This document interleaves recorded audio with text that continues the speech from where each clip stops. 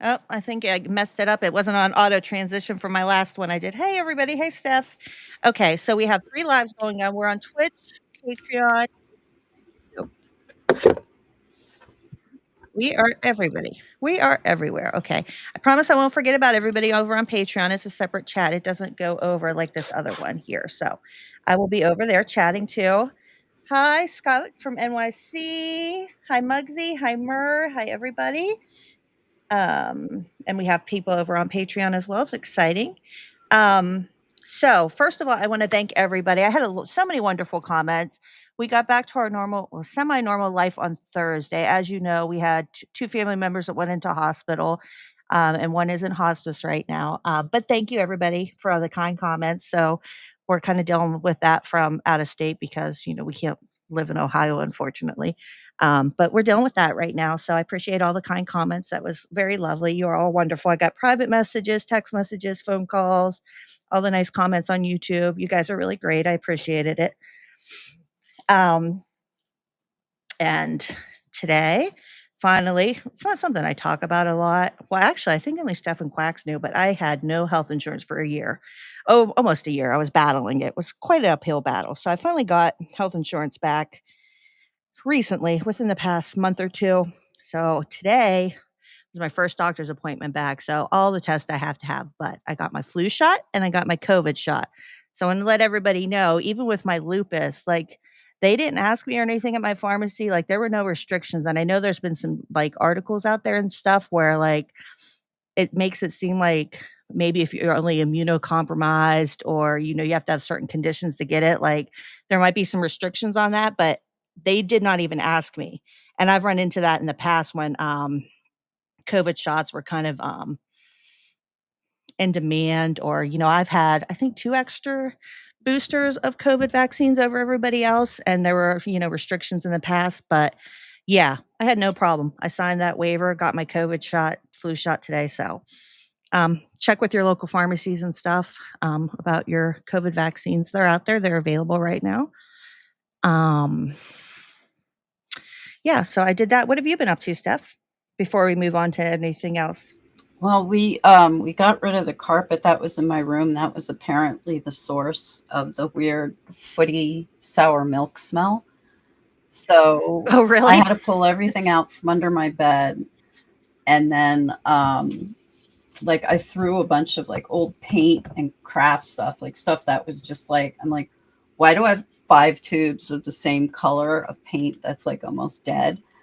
And so I got rid of a lot of stuff. We pulled the carpet out, threw it away. I cleaned my floor and stuff like that. And the room doesn't stink. And Carpet collects so much. Ugh. and now I can see, like, I mean, carpets are nice, but it's like it wasn't a full carpet. It was just like like a Yeah, I get section. what you And like I eat in my room. So like, all this like, and you can't see it because of the carpet. So now like dust and dirt that's on the floor, I'm able to see it. I don't have the smell. And it's like, I'd been noticing for like a year. I'm like, why does my room kind of smell like feet? And I just assumed it was me.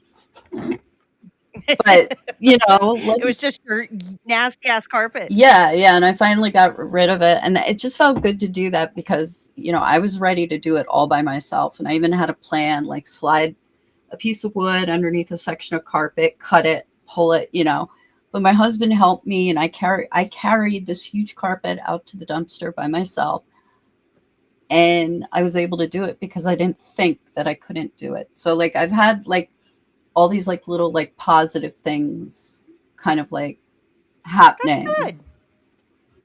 Yeah, and I know you've been working on your Sims stuff, doing all that modding or whatever stuff you do, like skins, And I'm not you've been purchasing really doing anymore. that. I'm not purchasing anymore, and I encourage. I heard like the Saudis got in on buying EA, or they're in the process of it. Yeah, I'm not. The next expansion pack I think comes out. I think maybe tomorrow. I'm gonna look into it. If that money isn't gonna go to the Saudis, then I'll get it. But anything that would go to them, I'm not getting it. And if they try to do something, because I didn't even know this, when you buy an online game, I mean, you don't own that game. I didn't even realize that. I didn't realize that you're basically just renting the game. And That happens a lot with video games now. That's why I can't tell you the last video game that I probably like, Animal Crossing maybe was the last one I bought, like, Game Pass on, what's that? Game Pass on Microsoft on our, Xbox. That's what we yeah, have, where all the games are just, whatever free ones they put up there. I hope your computer can. Yeah, I've already Oh, she's been making tons. I already have 309 Barbie dolls made. Oh my goodness. Yeah, Oh my goodness. yeah, and hello to everybody. But no, I know Yeah, if I missed your name, I'm sorry. A lot of people been coming in. I know that the world is falling to shit, but I've been in a really good mood. What is going on over, why is the live camera feed not why does it look weird over on TikTok? I'm sorry. What is going on TikTok? Why is the screen weird? Sorry, guys. I'm trying to figure out why the TikTok screen looks weird and it's just showing like 8 minutes till it starts. Why does it look like that? I'm trying to fix the TikTok live. Oh, there we go. It was just frozen. Okay. Never mind. I was making sure it didn't look weird over there for the other people who are over in there. Okay. So tonight, we are going to get to TikTok, but the world sucks right now. And we need to push back against the creeping fascism in our country. So, late night anti-fascists, they do a lot of great work on extremism and things like that. I am on TikTok, Mer. I get lost on TikTok. I spend so much time on there, but I've just started figuring out how to put our stuff on TikTok, and I figured out how to add music and stuff to TikTok. But yes, I am on TikTok. But so late night anti-fascist, I'm going to post their blog down here for everybody, and I'll post it in the Patreon. They posted a good thread and video on things. Hey, mac and cheese. Everybody can do, from the simplest things to putting your very body on the line to push back against fascism. So we're going to play it. It's very short. It's 15 minutes. Bear with me here, but I think it's very good. And sometimes when we're left to our own devices, we don't take the time to watch stuff. But when you watch it together, you tend to pay attention and the information gets out there. So it's really good too. And if late night anti-fascist recommends it, then it's good. Okay, let me get this here. And then we'll move on to the fun TikTok stuff. Promise.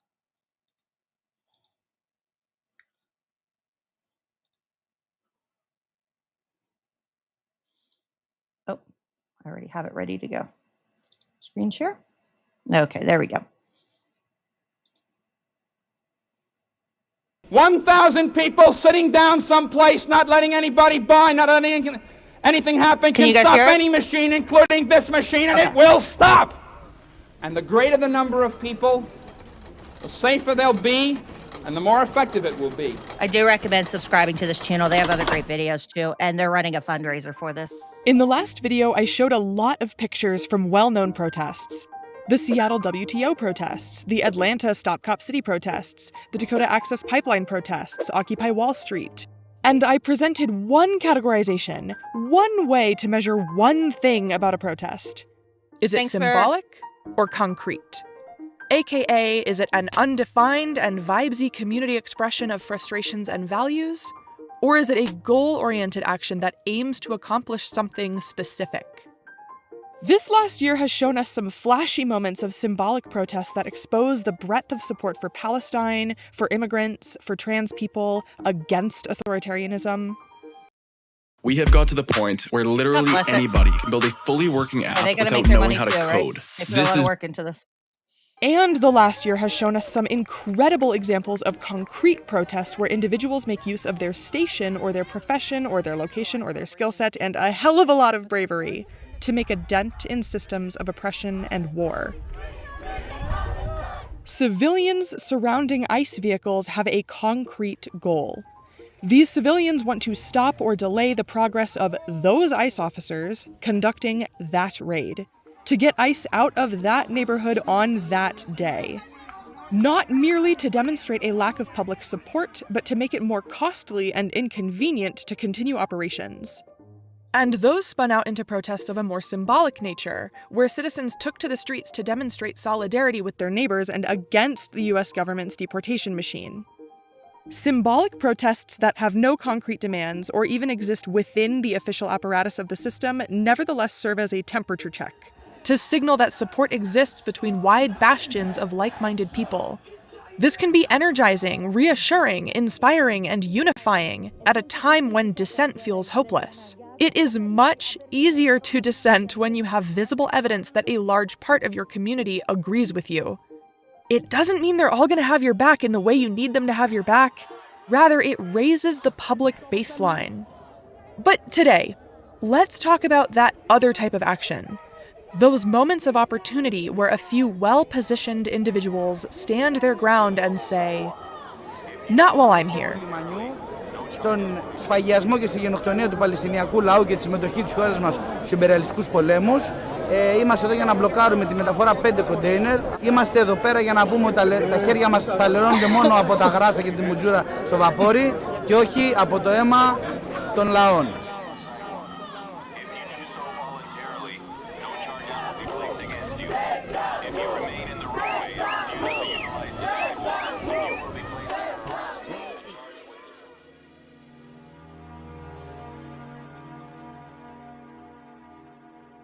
We need in every community a group of angelic troublemakers.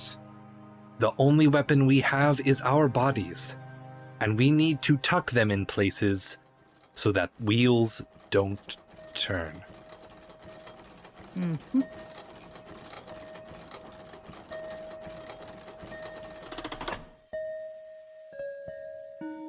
Dirt in a cog, also grit in the machine, sand in the gears, refers to the way that gears will slow, jam up, go crooked, and otherwise not work right if they're dirty. It may not totally shut down the machine, but it'll make it a hell of a lot harder to run. You know. There's a time when the operation of the machine becomes so odious, makes you so sick at heart that you can't take part. You can't even passively take part. And you've got to put your bodies upon the gears and upon the wheels, upon the levers, upon all the apparatus, and you've got to make it stop. And then the Lincoln Park comes in. All over the country, individuals are distributing leaflets to inform people of their rights. They are recording ICE from a distance to make it less likely they'll overstep legal boundaries. They're creating group chats to alert their neighbors when ICE is spotted nearby. They are making themselves aware of where day laborers tend to post up in their area so they can inform them of upcoming raids. The concrete goal here is to have fewer people in vulnerable positions, to make raids less successful. People are bearing witness to misconduct, they are blocking cars, they are pressuring agents into resignation, they're attempting to clog hotlines. And they are stepping up in moments when they are in the right place at the right time. This is where we all find our roles. Not only in grand scheduled public displays, but opportunistically in everyday life. It is our role not to comply. And if you can't outright refuse, you can delay. You can not remember. You can misplace. You can have to get back to someone later. You can take advantage of strategic snark. It's a lot harder to crack down on someone that the public can recognize as just being kind of funny. And you can support others in obstructing with supplies, encouragement, and at a very base level, you can educate and you can signal. I accidentally invented a taxonomy. That's my only real skill on this channel. Here it is on screen. Think of all the roles you hold in life. Shopper, sports team member, driver, neighbor, employee, musician. Musician again. There's absolutely no way that I could perform across a picket line when I know that people are out there fighting for a living wage. I'm not doing that. Bystander, that's an important one. That's a role you hold every day. And think of the opportunities you are presented in those roles to maximize good and minimize evil. 1,000 little actions add up to create the culture we live in. Think about living your day and making your decisions in ways that create discomfort for oppressors and create relief for the marginalized. Yes, continue educating yourself and others, continue signaling your personal values day to day and boosting the good work of others. And, additionally, Challenge yourself to take the next step. Go from believing to signaling. Go from signaling to supporting. And if you can, go from supporting. This isn't just a wallet, it's a rare find. There's something different about owning something almost nobody else has. That's why when Ridge to obstructing. And you've got to make it stop. And you've got to indicate to the people who run it, to the people who own it, that unless you're free, the machine will be prevented from working at all. There was one woman, a white woman, holding a coffee. And like there was, she kept sitting down in front of an ICE vehicle and they couldn't get out because she would just stand up and sit back down.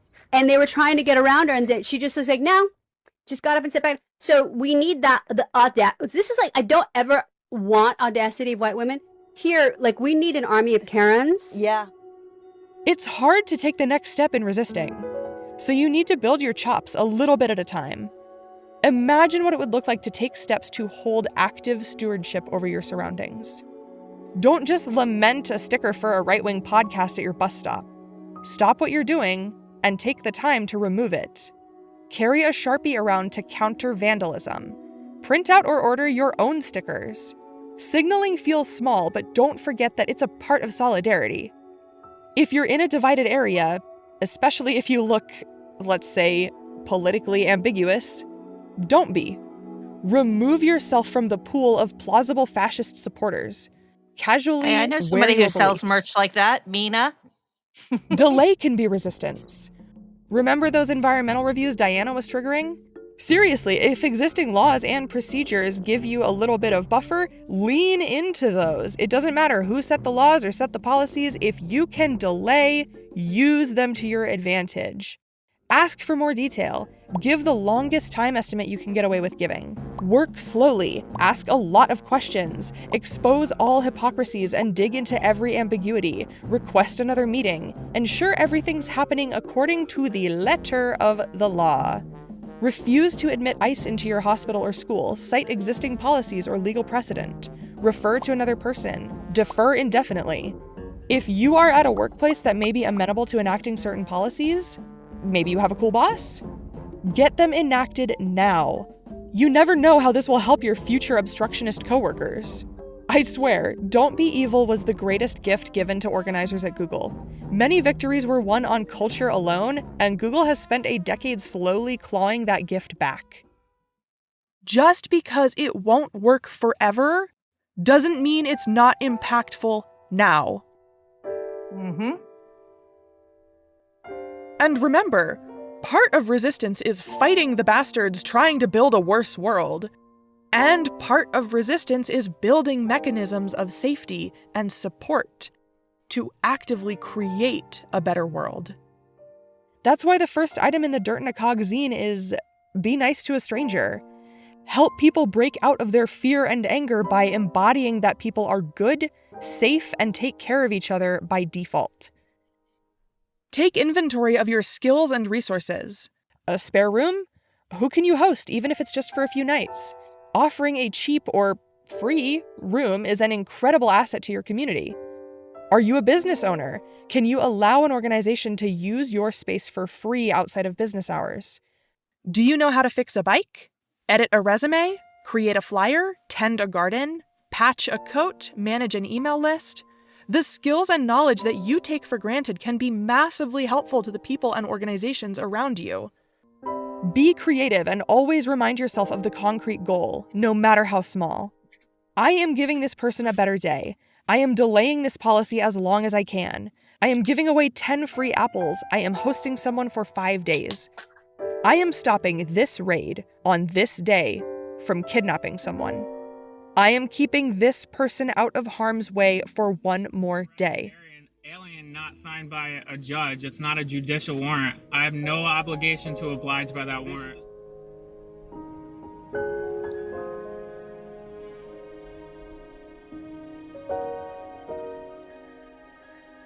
Acts of disobedience are of interest to us when they are exemplary, and especially when, as examples, they set off a chain reaction, prompting others to emulate them. Then we are in the presence less of an individual act of cowardice or conscience, perhaps both, than of a social phenomenon that can have massive political effects. For over a decade, dockworkers' unions in Italy, Sweden, France, the United States, Greece, and elsewhere across the globe have led actions refusing to load weapons shipments bound for Israel.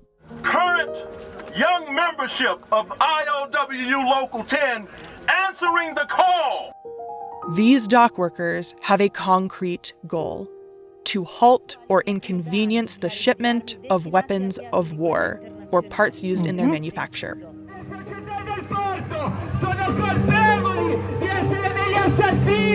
Earlier this year, French dockworkers led a successful blockade, with a ship leaving France without the parts it was set to load. Their resistance sparked additional resistance from Italian dockworkers. The same ship was set to dock next in Genoa. Multiplied many thousandfold, such petty acts of refusal may, in the end, make an utter shambles of the plans dreamed up by generals and heads of state. Actions are often contagious and inspirational. They give people ideas. They make them feel less alone in executing on those ideas. This is why we need our labor force to feel supported, emboldened, and to feel that resistance is good and normal. If longshoremen decide they're not going to cross the picket line, then the Zim ship that's coming in is not going to be worked. And that's going to be repeated around the world in Norway, Sweden, South Africa. These blockades have not held indefinitely. But just because something is not going to work forever doesn't mean it isn't impactful now. Resistance is ongoing. Such acts of what I have elsewhere called everyday forms of resistance have had enormous, often decisive effects on the regimes, states, and armies at which they are implicitly directed. Look for moments that make you realize, wait, I can do that? Look for opportunities to inspire that in others. Think of what your unique position in your job, in your neighborhood, and just moment to moment in your daily life could embolden you to do. To act in ways that are just, to build the capacity and willpower of the people around you to do the same. That's what building a better world looks like. Solidarity to the Palestinians! Solidarity to the working class!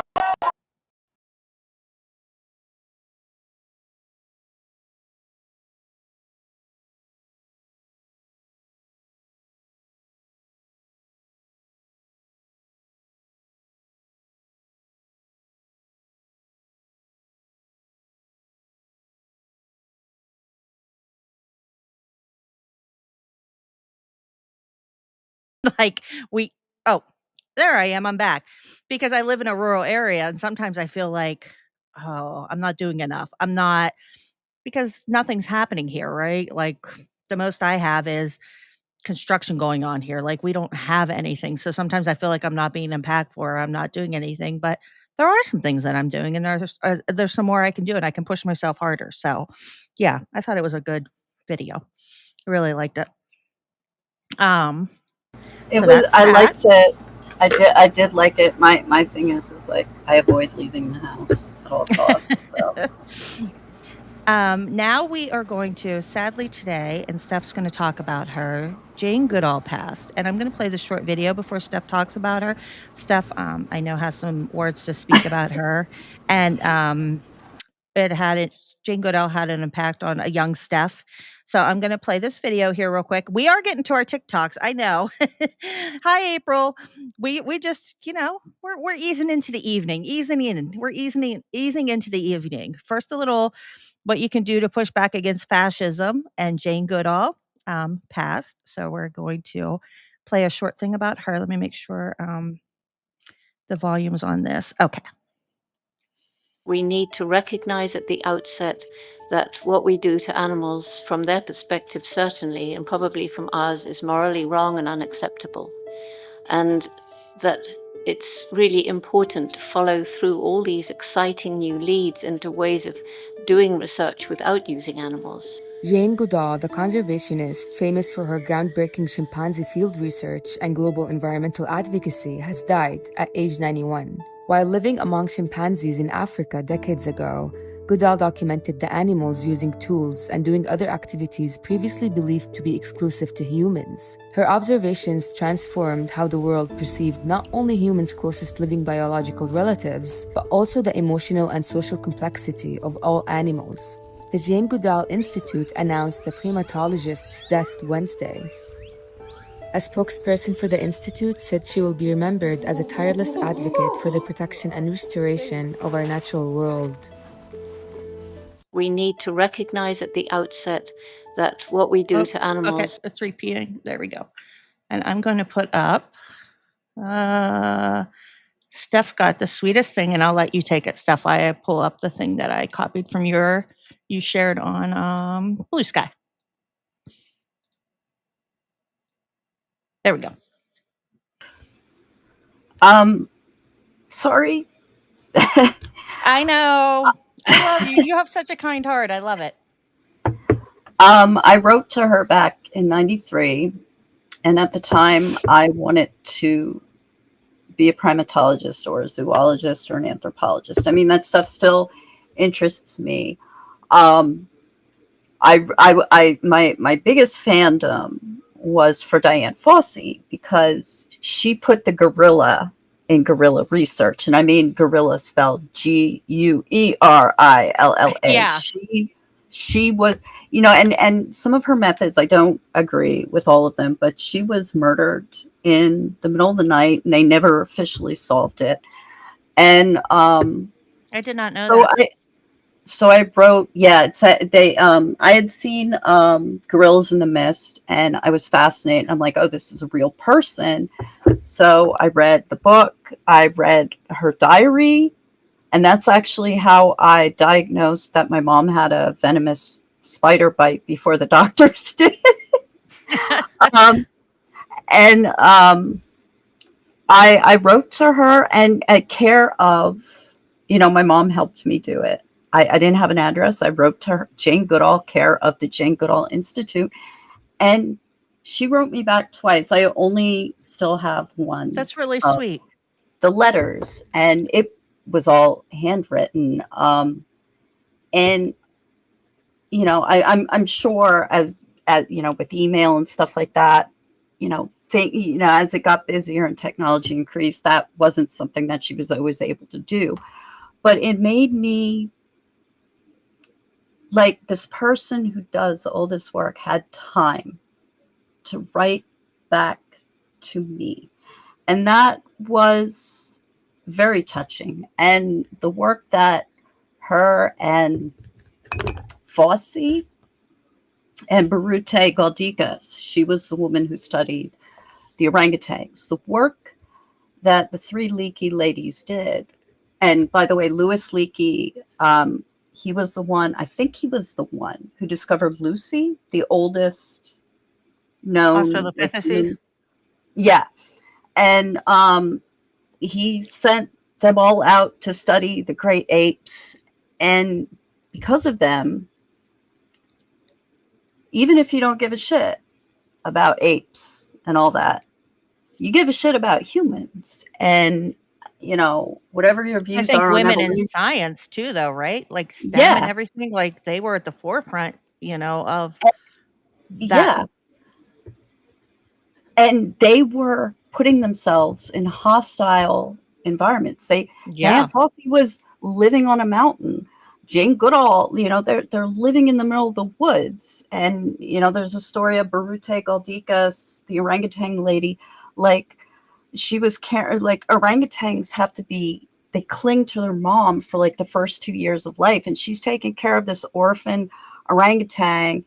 And she woke up in the middle of the night and it had diarrhea like all over the place and stuff. But she had orangutans like clinging to her like for like a year straight and stuff. These women put their lives, their hearts, and their minds into this work. This, you know, they had a passion. And, you know, I don't know if Birute is still alive, but, you know, it's at least Goodall got to die of old age, a natural death. 91.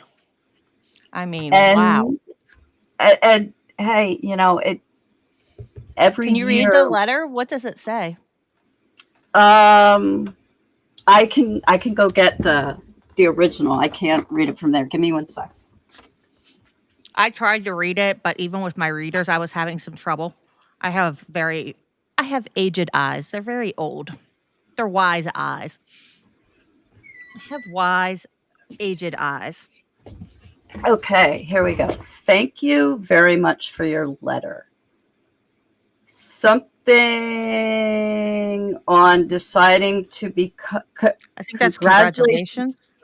On deciding to become a zoologist, but it will mean a lot of hard work before you make it. But the animals need people like you who care. So good luck. If you need advice on which schools, write to Dr. Something Landon at the something in Tucson. Good luck. She even gave you a lead on schools. Yeah. That's sweet.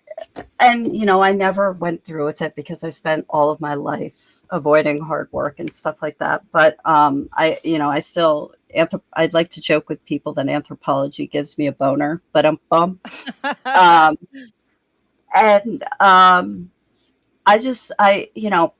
she's old, it was going to happen someday, but she lived a long life. When I saw she was 91, yeah. I was at my doctor's office and I got a little choked up. I'm reading the news. My doctor comes in and he's like, "How have you been, Shelby? It's been a year or whatever." I was like, "I was fine until I was reading the news waiting for you. Jane Goodall died." He was like, "What?"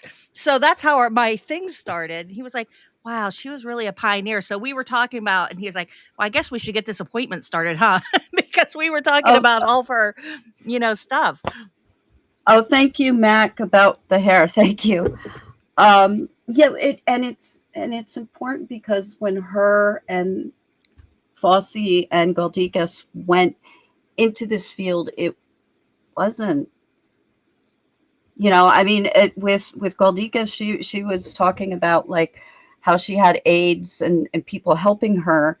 And when the women would have their periods, like there was nothing for them to use because they're like in the woods, they're in the jungle. And so they really went through, they struggled. They struggled. They did a lot of work, not just as people, but as women. And what they observed, what they learned has helped us as humans. I mean, like Jane Goodall not only observed them using tools, she observed them dying from despair. Yeah. And that is a very, death from despair. That is a very, very advanced evolutionary trait. That is, higher brain capacity. That's amazing. And, she helped stop some of the animal testing. Mm-hmm. And she helped, stop people from getting them as pets. Yeah, she became an outspoken person against, I know, whatever you want to call it, climate change or global warming. I know she did that. Like, she really came out against everything that, she was very socially conscious about a lot of topics. I just like to imagine that she's in ape heaven with Fosse and Leakey, and and of course Diane's smoking cigarettes. But they're sitting around and just smoking and drinking and just having a good time. That's how I like to picture it, that they're all there together having fun. And yeah, they really did help us understand greater empathy for all animals. That's very true. I'm sorry that I'm getting so choked up. It just, these women really, really, whether you are as obsessed with them as I was when I was a kid or not. I mean, and there's even a Jane Goodall Barbie doll, and it's probably gone up in price. It's really cool. Mm-hmm. It's probably gone up in price now, but she's done a lot of good, and leave the world a better place for having been in it. That's kind of Yes. what she taught us. Yeah. Exactly. No, I agree. I think it's really touching. No, and you have that personal connection too. It's kind of like my son with Stan Lee. Like he had that connection, and when he passed, he got to meet him and stuff, and his name even and he has a letter from him, and he has a picture with him, and his name's in like they have those beginning things in comic books, letter to the editor or whatever, and he got in there. And like when Stan Lee died, he was like equally crushed. Like that's his jam, like comics, and he he can tell you everything clear back to where they began. So I get it. Like I get that emotional connection, right? Yeah, and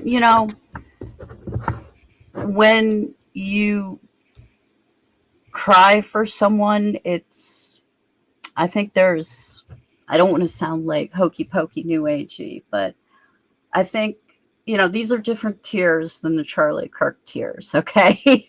These are like tears of joy and sadness, and it's just it really kind of washed over me, like that feeling when that letter came. And because my mom and I didn't expect that she would write back. My mom even told me, like, don't expect a reply. Yeah. And I was like, yeah, I know. And that was that surprise, that unexpected, That's pretty cool. and I'm pretty sure my letter had to go to the Jane Goodall Institute in the United States, and then they had to send it out of the country. I'm pretty sure, like that's what really happened. cool. And yeah, it's like these you could tell that these people they really do care. And I think she was a completely different person from Diane Fossey, but the determination, and she inspired a lot of other women. And so God That's bless. what I said about STEM. Yeah. God bless. Yes. Yeah. R.I.P. R.I.P. Great story stuff. I like that though. No, I like the personal connection. So 40 minutes of us. I know, like we're just all over the place. You never know what you're going to get with me and stuff. So Rapture Faster did not happen. So I have a short video. This is from, this is just a little introduction. It's from actually Know Your Meme. And it's why TikTok is obsessed with the rapture right now. So I'm going to play it for the introduction. And then we'll talk about, he's actually not a pastor, interestingly enough, but I think he's trying to create a cult. So I'm going to play this for an introduction. It's 2 minutes about everything that happened with this pastor. And then I have the TikToks. I have his prediction, his new one. Dude's just all over the place. TikTok has decided the end of the world is happening this month. It's all part of #RaptureTalk, a wave of Christian TikTokers who believe the biblical rapture is coming on September 23rd or 24th, 2025. That's the moment, according to Christian theology, when God takes his true believers into heaven and leaves everyone else behind to face the apocalypse. The movement started picking up steam in August, when TikToker @Angela McGurk posted about secretly stocking up canned food and survival supplies for her husband, who she believes will get left behind. The video pulled in more than 90,000 views. By late August, others jumped in. TikToker @LegacyPays shared a supposed dream that warned the rapture would happen in September, pulling in tens of thousands of views. And on September 1st, TikToker... Now, see, what's interesting here is the rapture talk started previous to Pastor Joshua. So it started in August from this TikTok lady who said about her husband being left behind. So I'm not sure if he was aware or if he's that socially adept at TikTok or, at his social media game. And he picked up on that. And that's where he ran with and created his dates. But the original came from August. Sanj779 posted the 5th part of her viral Rapture Trip Tips series, reminding believers not to hold on to anything when they get lifted up into the air. When you finally start moving up into the air, I recommend that you don't hold on to anything. I definitely don't recommend looking down. I think we learned that lesson from Lot's wife. Okay, just keep calm, take a deep breath, slowly release it, and keep your face looking upwards. That video alone gained more than 400,000 plays in just 2 weeks. As the predicted date drew closer, the countdown posts rolled in. But not everyone on TikTok was buying it.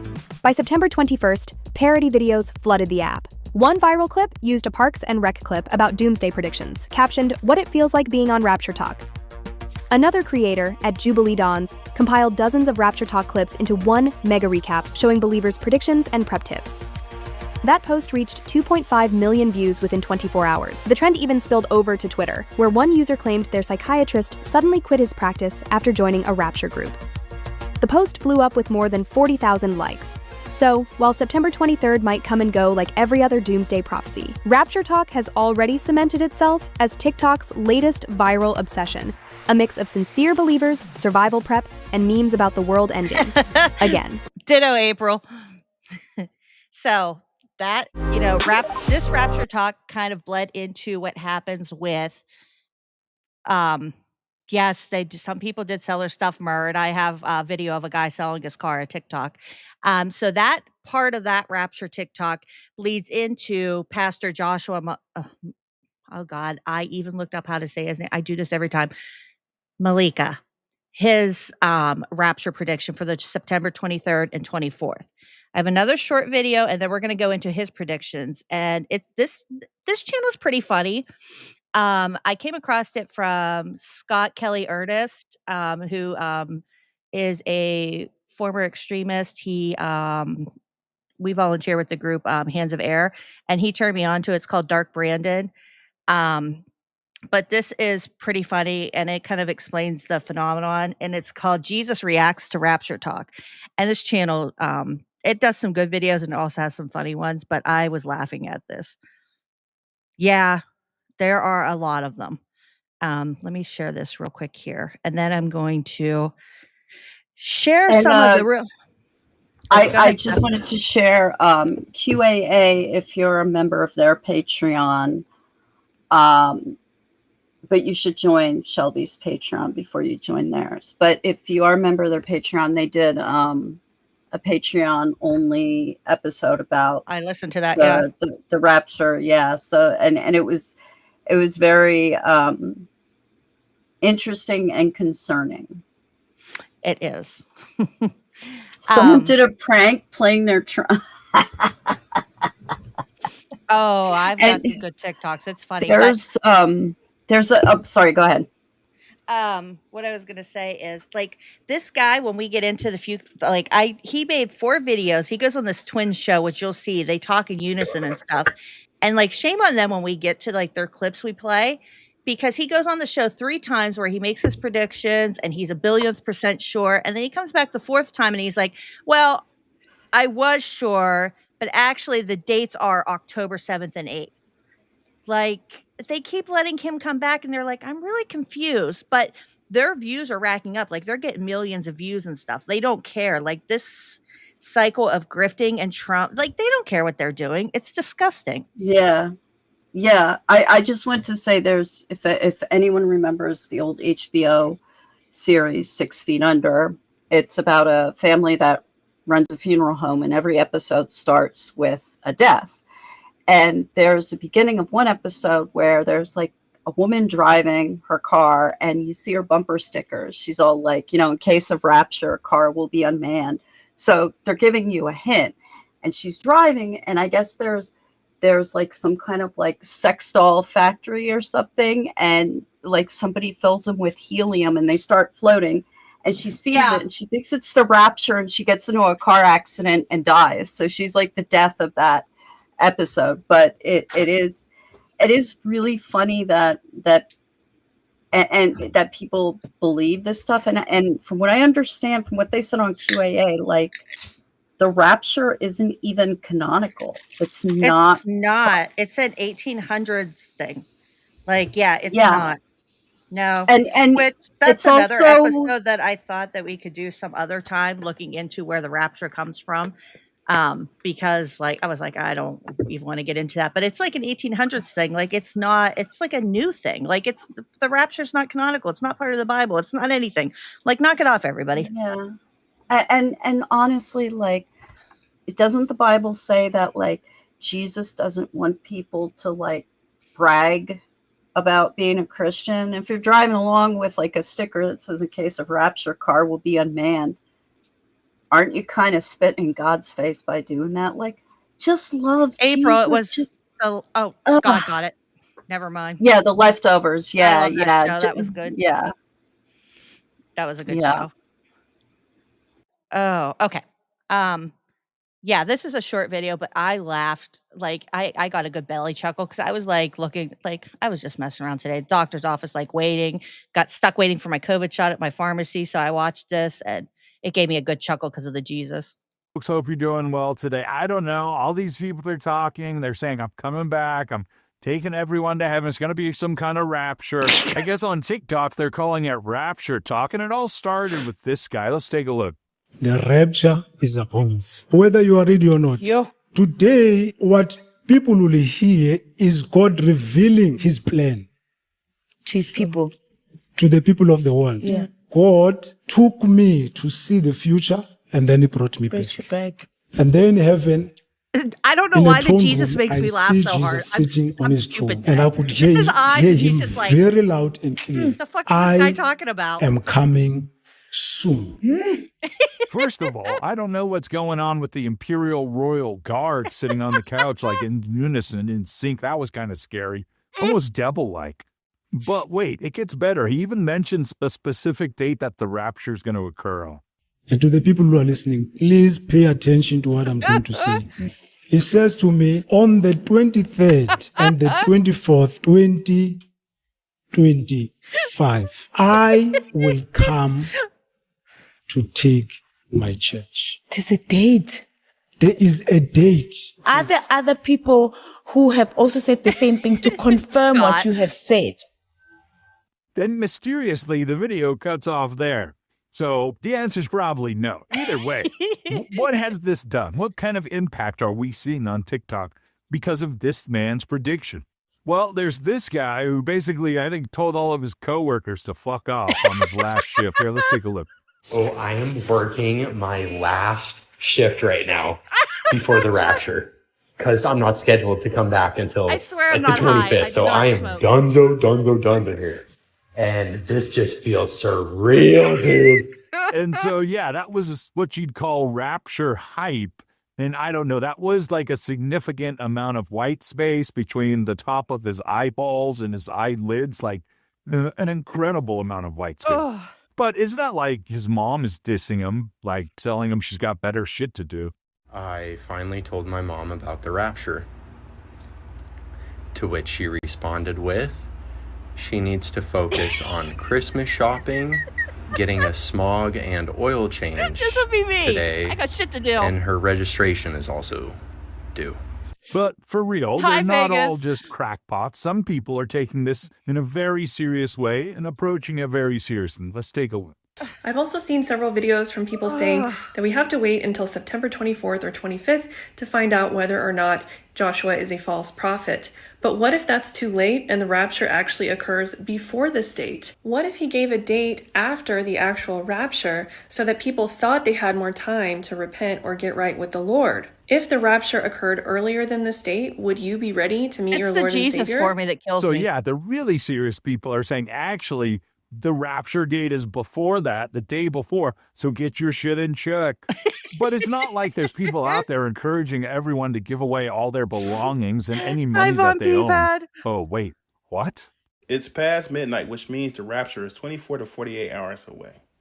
And I'm thinking about Matthew 10:25, where Jesus says it's easier for a camel to get through the eye of a needle than it is a rich man to get into the kingdom of heaven. Listen, if you can be considered wealthy, you need to get rid of that wealth right now, right? Because we don't know. We don't know the hour in which this rapture is coming, and you don't want to be caught with a bunch of money in your bank account. Get rid of it immediately. Well, I don't know. I mean, there has to be some more evidence. What if there was timestamps of videos that were the same numbers I know, as the April. date of this predicted rapture? You know what's funny? When God confirms fucking the people. rapture happening on September 23rd to the 24th through people saying there's not going to be a rapture. Let me show you an example. So, a sister of mine sends me this video. This guy basically saying there's not going to be a rapture. September 23rd, and then I look at the length of his video. 9:32. That's literally 23:9 backwards. I mean, it's 19:32, but there's a 23:9 in there backwards. It gets even funnier. It don't make sense, Steph. Look at the auto-recommended quality. There's literally a 726 in there. Rapture. Doesn't God have the best sense of humor?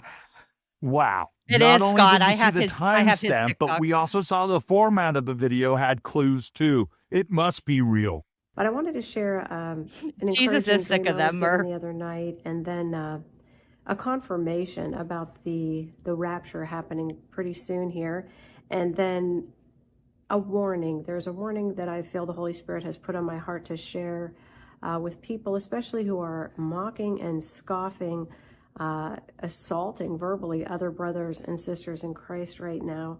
And I also wanted to talk about a time of darkness that is actually prophesied in the Bible. Scoffing, mocking, not here. Not here. But I think it is worth our time to talk about how people who Jesus. predict the rapture often end up doing a disservice to society in several ways. One thing they're doing is creating fear and panic when people are told the world is ending soon. It breeds unnecessary fear, anxiety, and sometimes even hysteria. Families have sold homes, quit jobs, and disrupted their lives based on false Yeah, me deadlines. too, Mac. That fear can distract from real problems that need attention. Like, I don't know, your real life, but other things like climate change, inequality, violence, poverty. Tell him, It also Jesus. encourages fatalism and inaction. If people believe the rapture is imminent, they may see no point in improving society or addressing injustice. Why fight for civil rights or reducing pollution or even investing in education if the end is coming any day? This fatalism can stall progress and reinforce harmful power structures. Not only that, but people use it often to exploit vulnerable religious communities. Some leaders use rapture predictions to manipulate followers, collecting money, loyalty, or political support. Vulnerable people end up exploited, financially drained, or socially isolated, while the prophets benefit. So, to put it simply, rapture prediction takes April, there are rumors that this pastor, quote unquote, Joshua, is starting a cult. people out of the present moment, away from real responsibilities, and into cycles of fear, manipulation, and disillusionment. Conspiracy theories. I'm going to put this channel down there for you guys. Like, they do some good videos. Like, not all of them are like that. But they'll have like leopards eating face stuff and everything. That's the video there. But they do some good work. Some of their stuff, I like it. Some's really funny. Some's more serious. But yeah, that one really made me laugh. Yeah, like Hellbop comment. Yeah, exactly. Right on there, Scott. Right on. Okay, now we are going to start with, let me pull up. Okay, so we're going to start. I have a few timestamps from the date the rapture is revealed, and we get to see the African diamond and silk, as Scott called them. The way they talk in unison, I'm not going to take you guys at the beginning, but it is really creepy. It's like the twins that are in charge of Mothra from Godzilla. Okay. Let me back this up here. Share the screen, and then we'll get to the TikToks. Yeah, it's a good channel, Scott. I really like it a lot. Okay.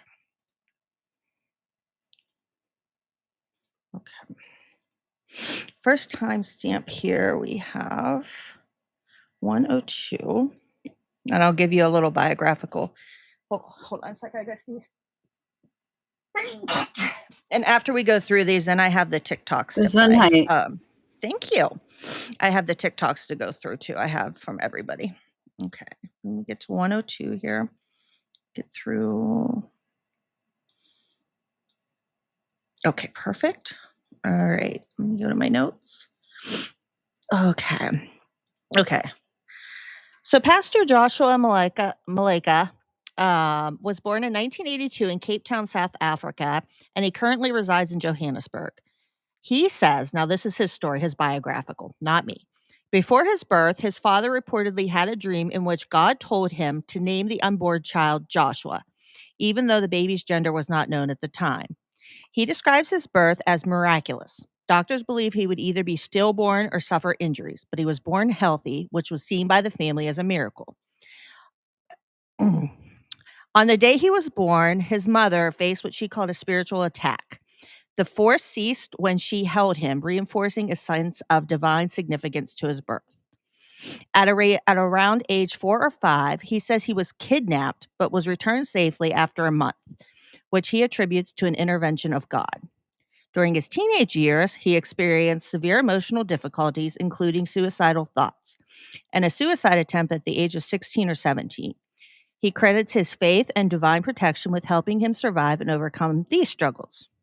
And he's going to tell some of these stories. He'll flip through pages and stuff, notes, and he really stumbles over his biographical history. In 2000, he became a Christian. Oh, Go ahead, sorry. Steph. Sorry, no, I was just going to say, I think maybe the doctors were right and he wasn't right when he was born. No, yeah, and you're going to see this when he talks. He is something else. And I'm not mocking I'm not mocking the depression. I'm not mocking the suicidal ideation. That is a real problem. It is a real issue. Absolutely. It's just, this is not, oh my God, they're gorgeous. Oh, they're so pretty. God. Oh, I'm in love. But when they talk, it is really creepy, because it's like that unison and the way that they are preying on people, like with like their unison talk and like their cutesy. You can join our WhatsApp and find out what's going on first. And we have these millions of views now and we're really taking off and blah, blah. And you're just letting him go and feed this to everybody. Like, it is so gross. Like, but they are gorgeous. They're gorgeous. They're beautiful, which makes it even worse. Ugh. Okay. So let's see, where was I? Oh, in 2000, he became a Christian after experiencing a vision of an angel who appeared intent on fighting demons.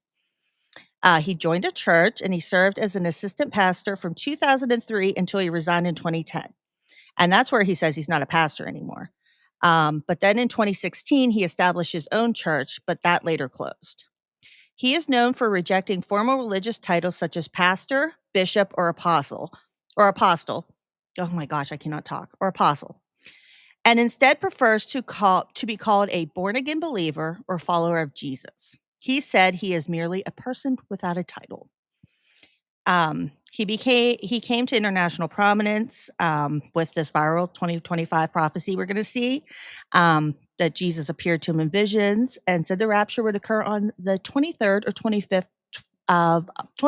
24th of September during the Jewish holiday of Rosh Hashanah, which we're all still here. He shared 3 visions of a YouTube interview, and we're going to see that right now. And that's about all of that right now. So that's a little background on him here. And come play with us. Yes, they give Shining Twin vibes. Oh, it's bad. Okay, which you're going to hear right here. Here we go. Let me unmute them. Sen Fam, San Bonani, Tobela, Dumelang, Wararapo, Absheni, and welcome to another episode of I've Been Through the Most podcast right here on St. Twins TV with myself, Millicent, and my twin sister, Innocent. And week in and week out, we're joined by incredible guests who come to tell their story. And whether you're watching us on YouTube or listening to us on Apple Podcast or Spotify, welcome. We're so glad you joined us and we hope you stay. Steph, of now course to you're your going to face. stay. Welcome. And of course you're going to comment down below and let us know what you think of this particular episode. It's really going to be a good one. I can guarantee you that. So buckle your seats and get ready for it. And of course, we are available on our different social media platforms. X, Instagram, Twitter, TikTok, Facebook. Everywhere. Facebook. Go and we have a WhatsApp page as and well. we have a WhatsApp channel. Yes. Please follow us on the WhatsApp channel as well. It's easier because you get notified of the latest episodes and you're able to see the promos, what's still to come, what is on the channel, which is really, really good. Griff, and we're doing it for you because we're already sitting here and we know the story. We're doing it for you. So do Creepy as fuck, interact Adrian, there. right? We truly, truly appreciate it. Let us get into our story for today. Yes. We've got a Mr. Joshua who is here to I left that in on purpose instead of going straight to his prediction so that everybody could see the type of show that was promoting him and what everybody was watching. Like, were they just seeing the short videos? Did they watch the entire thing? Because these ladies are scam artists to like the 100th degree. It screams it as soon as you see it. Our Apple, our Spotify podcast, check us on Twitter, Facebook, our WhatsApp. We have a group. Like, they don't care. share his story. Welcome to the podcast. Thank you so much. Thank you for welcoming. April, I think she said twinnocent and innocent, perhaps. Hold on one second, because that I'm curious too. Let me check real quick. We're going to divert to the transcript real quick. Millicent? Millicent and innocent. Yeah. Millicent Yeah. and innocent? Oh my God. Yeah, I like Millicent. I like that. There's something, I don't know why. Yeah, but you're I right. kinda Millicent. Millicent and my twin sister, Innocent. I like Millicent as a name. I don't know why. It's just like, well, maybe they can make a human millicentipede. Yeah. These girls. Ugh. Awesome. It's a pleasure being here. It's a pleasure being here. It's a pleasure having you. Can you please just introduce yourself to our audience, where you come from and who you are? Okay, my name is Joshua. Hi, Taylor. I actually reside here in Joburg, but I actually come from Cape Town. Hi, Muggsy. Yeah, there were. Originally, yes, I come from Cape Town. So, yes, that's me. Okay. And I'm a believer in Jesus, and today I'm ready to say what He has sent me to say to the world out there. Yeah, I was about to say you carry a message, Yeah. you know? So you came as a messenger today Exactly. because there's been a burning issue, to say the least, Exactly. that is in your heart, and, you know, you're just here to share that. Can you tell us a little bit about that and take us face by face, because it's going to be a lot to swallow. Because you said like he's a messenger, right? So maybe just to get it out of the way. So you're not like a full-time pastor or anything like any of a fivefold ministry. You just have a burning message from the Lord. Yes, I'm just a simple person, no title. Okay. I'm not an apostle, I'm not a pastor, I'm not a bishop. I Hey, am just a Auntie. believer, simple believer Born in again. Jesus. Born again, Blood washed, tongue been talking. blood washed, been walking with the Lord for some years now. Yeah. I know Him personally. Sure. Personally. I can say that I know Him personally. Sure. So, yes, I just carry the message. That's all. Okay. That's all. Yes, I just have the message today, and I hope that, yes, everybody will hear what the Lord wants to speak to the world today. Yes. And if I can I? Yes, Can I please. go ahead? Straight Yes. into it, yeah. Oh, the way they talk in unison is as I creepy as say fuck. hello, everybody, again. And In I this would just setting. like to say to everybody, to the ladies and to the people who are watching, the rapture is upon us. The rapture is so upon us. So upon that us. if you are not ready for it, it is ready for you. Okay. Next time stamp, because this guy talks a lot. We're just going to jump ahead to 5:30 here. Like, dude talks a lot. Okay. Oh, come on. Stop. Wait. Stop it. I can see that you want to cooperate.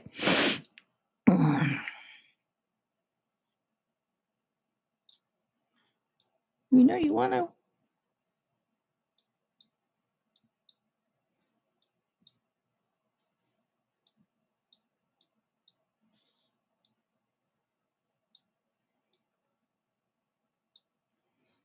Okay, you know what? We'll just keep letting. We're just going to let him go then. If you're not, it For this still one. comes anyways. Whether you're ready or not. Whether you are ready or not. Yo. So, if I can give a little bit of a background. Yes, please. Before I was born, where I got the name Joshua, Yeah. before I was born, when my mother was pregnant with me, my father had a dream. And in this dream, he was told to name the child Joshua. So that time, I think the technology to discover whether the gender is male or female was not available. Oh. So that was 1982. I was born 1982. So when my father woke up, he was like, but him and my mother, they were not sure whether this dream, is it proper, because we don't know if it's a girl. Yes, oh boy. Or it's a boy. And already this name. Exactly. Yeah. So, okay, so they chose to give the name Joshua. And when I was born, on the day I was born, then they discovered that I was actually a boy. As a center admin, I've seen a lot of different people come through here. We had a student come in, he signed up for the course. So, a little bit of a background there. On the day I was born, I was almost not born. Almost not there born. There was some complications with the birth. And the doctor said to my parents that if I'm born, it's either I'll come out dead or I'll come out injured. So when I came out and I had no issue at all and I was alive, so the doctors said that I was a miracle. By the way, let me say, everybody's a miracle. Yeah. Amen. I'm not trying to make myself more special than the others. So on the same day I was born, now my mother had me as a baby on her stomach and she was resting. So a spiritual force came and strangled her. So as she was fighting off this force, fighting off this spirit, she's being strangled by a demon force. She was about to turn her body to fight this thing off her. Yeah. But then now she forgot that I was on her stomach. Yeah. Oh. So if she turns, then I will fall to the floor. Oh, maybe injure myself or probably die. But then God reminded her in that moment that there's a baby on her stomach. Joshua. So she held on to me. The moment she held on to me, the spirit disappeared. Wow. So I grew up, maybe I was about 5 years, I was kidnapped. Oh. So for about a month. Huh? What? Yes, for about a month. I remember the ordeal. I was kidnapped for about a month. But miraculously, to cut the long story short, miraculously, yada, by yada, God's yada, grace, I was kidnapped. I was found. I think some Indian family or person informed the police that, no, we've seen a child somewhere. And the police and my parents, they went to fetch me there. And then I came back to my parents. I grew up now when I was a teenager. And wait, you remember those events? I remember those events. I may not remember everything, but I do remember some things. I do remember myself sitting. I wanted to add something. Up every day, sitting where they. Just something I picked up on. Now, I don't know a lot about all of African culture. I know very little, but I do know that kidnapping is a thing sometimes. Sure. And then he said about an Indian peasant. I think this guy comes from money. Now, I don't know if he really was kidnapped or not, but if he was, probably for money. I don't so think. You can see, though, are you watching his eyes looking around the studio to see, are they buying this? Do they like my story? He keeps looking for validation. Like, his eyes keep wandering, like, and he's trying to remember, like, pieces of a story. He's got the notes on his lap.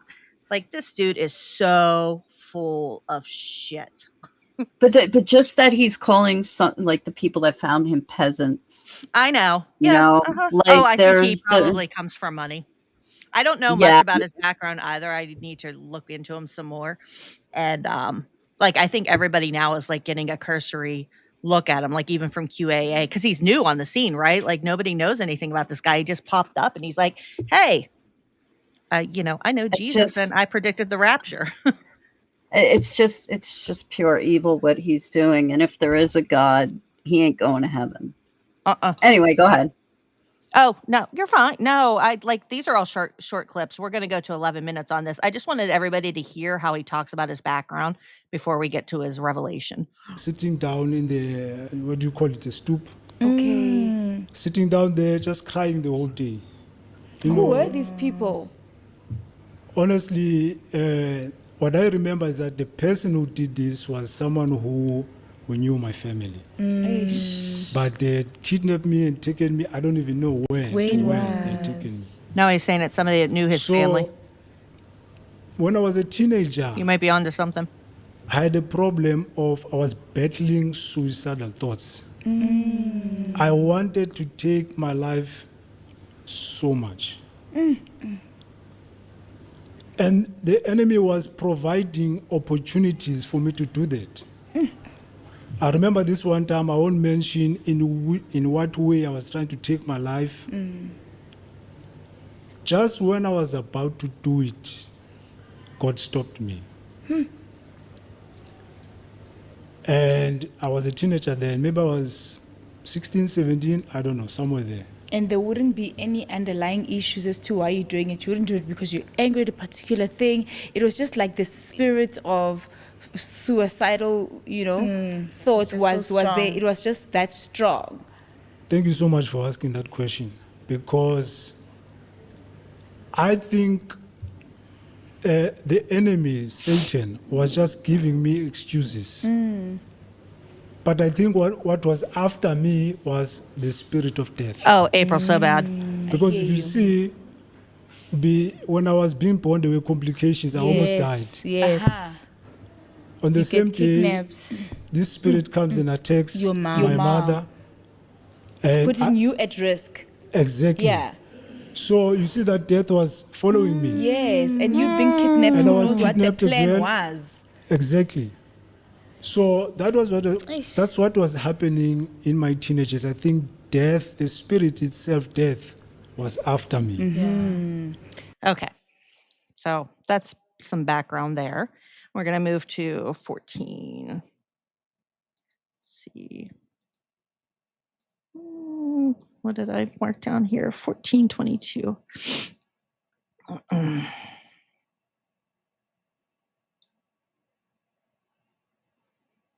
And a very near plan to say. So let me start. In the year 2000. This is more of his life story. He tells a lot of it, so I picked That's the pieces as year we I go became through. a Christian, Okay. in the year 2000. I came to church, I gave my life.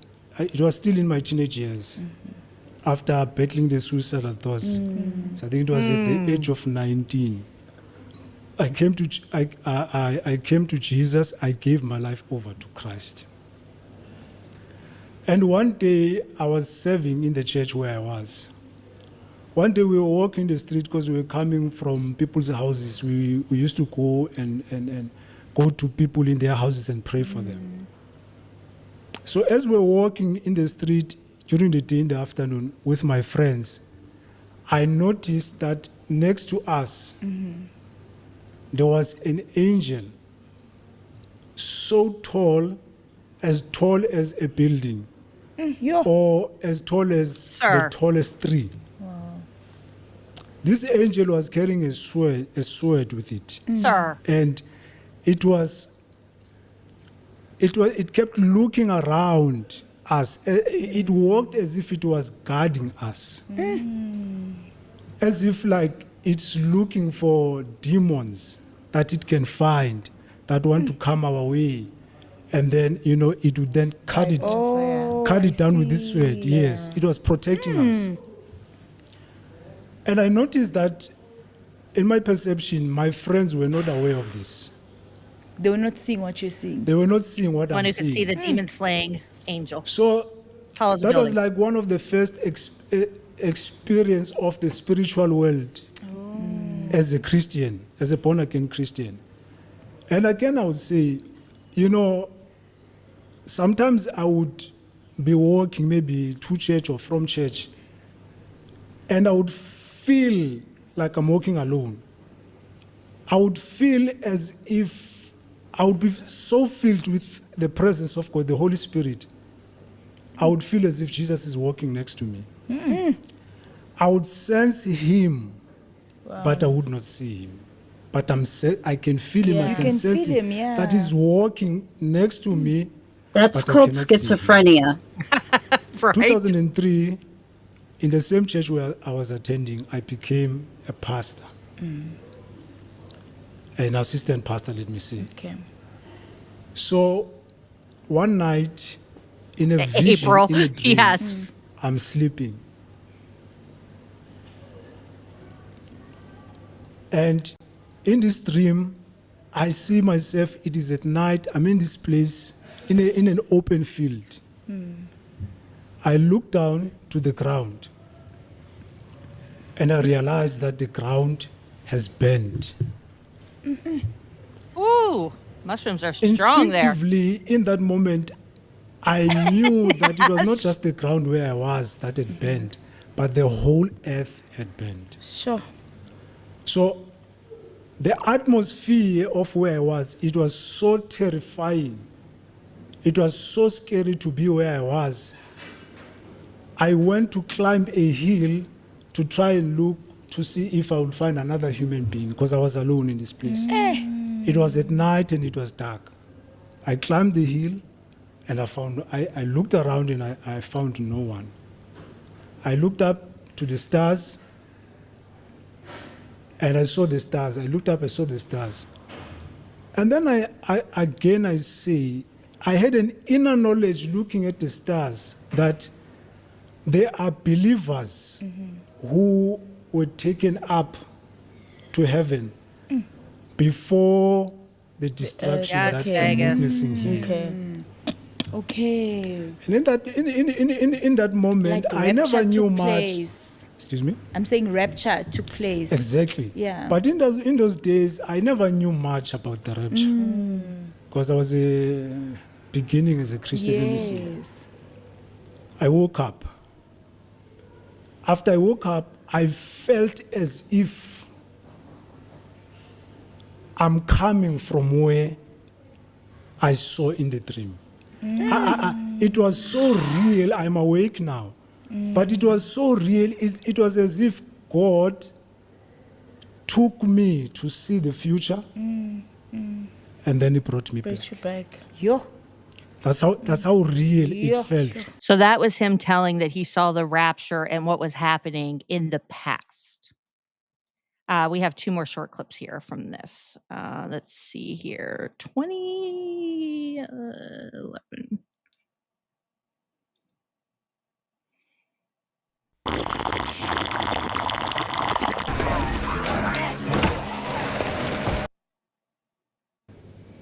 So before I talk about this vision, 2010, I decided that I was going to resign as an assistant pastor. Okay. So I resigned in 2010. So this is what I told myself in my mind. God, I served you. I've done my best, but now I think it is time that I focus on my life. So that was 2010. So 2011, again in a vision, in a dream, I see myself in a court. In a court. I can see this is a court. But I'm outside the door of the court. And instinctively, again, I say, I knew that this court was in heaven. Like it was a heaven's court. Judgment. Yes. So in front of me, as we were waiting outside the door, in front of me, there was this man who was also waiting to go inside the courtroom. Hi, Rotherby. But he was shaking. Oh, happy hour dinner sounds fantastic. Like he was shaking so much that it was visible. Yeah. And he could not hold his body. That's how much he was shaking. Like he was shaking so much. And then he went inside the court. It was as if he knew that if he I goes had a inside of the question. court, he was not going to make it. So he went inside sorry, I the was court. typing over in Patreon. Go ahead. Sorry, I keep noticing, like they seem to have this really professional, expensive looking studio, but I keep picking up all this background noise of people. Right. It keeps distracting me, and it's like, if you're going through all of this, like I remember back in like a few years ago, the QAA guys, they were talking about how they were sweating to death in their studio because and when I was on Did Nothing Wrong, Griff was like tucked away in like a little closet filled with like all this like He has foam I think and he said stuff. it's below his stairs or something. Yeah. Yeah, he's Harry Pottering it, and I'm like, it's like I just wanted to point that out because it's like it kind of sounds like rec center noise. You know what I mean? Like people at a recreation center or something. I don't know. It's just it's kind of I just want to point that out, you know. Oh no, I agree with you. It's always amazing they put so much into the aesthetics, but not the quality of everything else. Yeah. Sorry, Halloween candy came out. And when I was stuck waiting like a goddamn peasant for my insurance to go through, I bought a bag of Halloween candy and I got some what are they called? Milk Duds. My favorite candy I get at Halloween time. And I popped one in my mouth as we were talking. No, I agree. And shit, I was gonna say something. I can't remember. Oh well. I forgot. It's gone. Okay. It slipped my mind. It's gone. And it's gone. I don't know what happened to him. And then it was my turn. Oh, I was going to answer Judy, but I see April did. Yes, this is the Rapture Faster people. And I'm just giving some background right now, Judy, and then I'm going to play the funny and sometimes sad TikToks that go with this.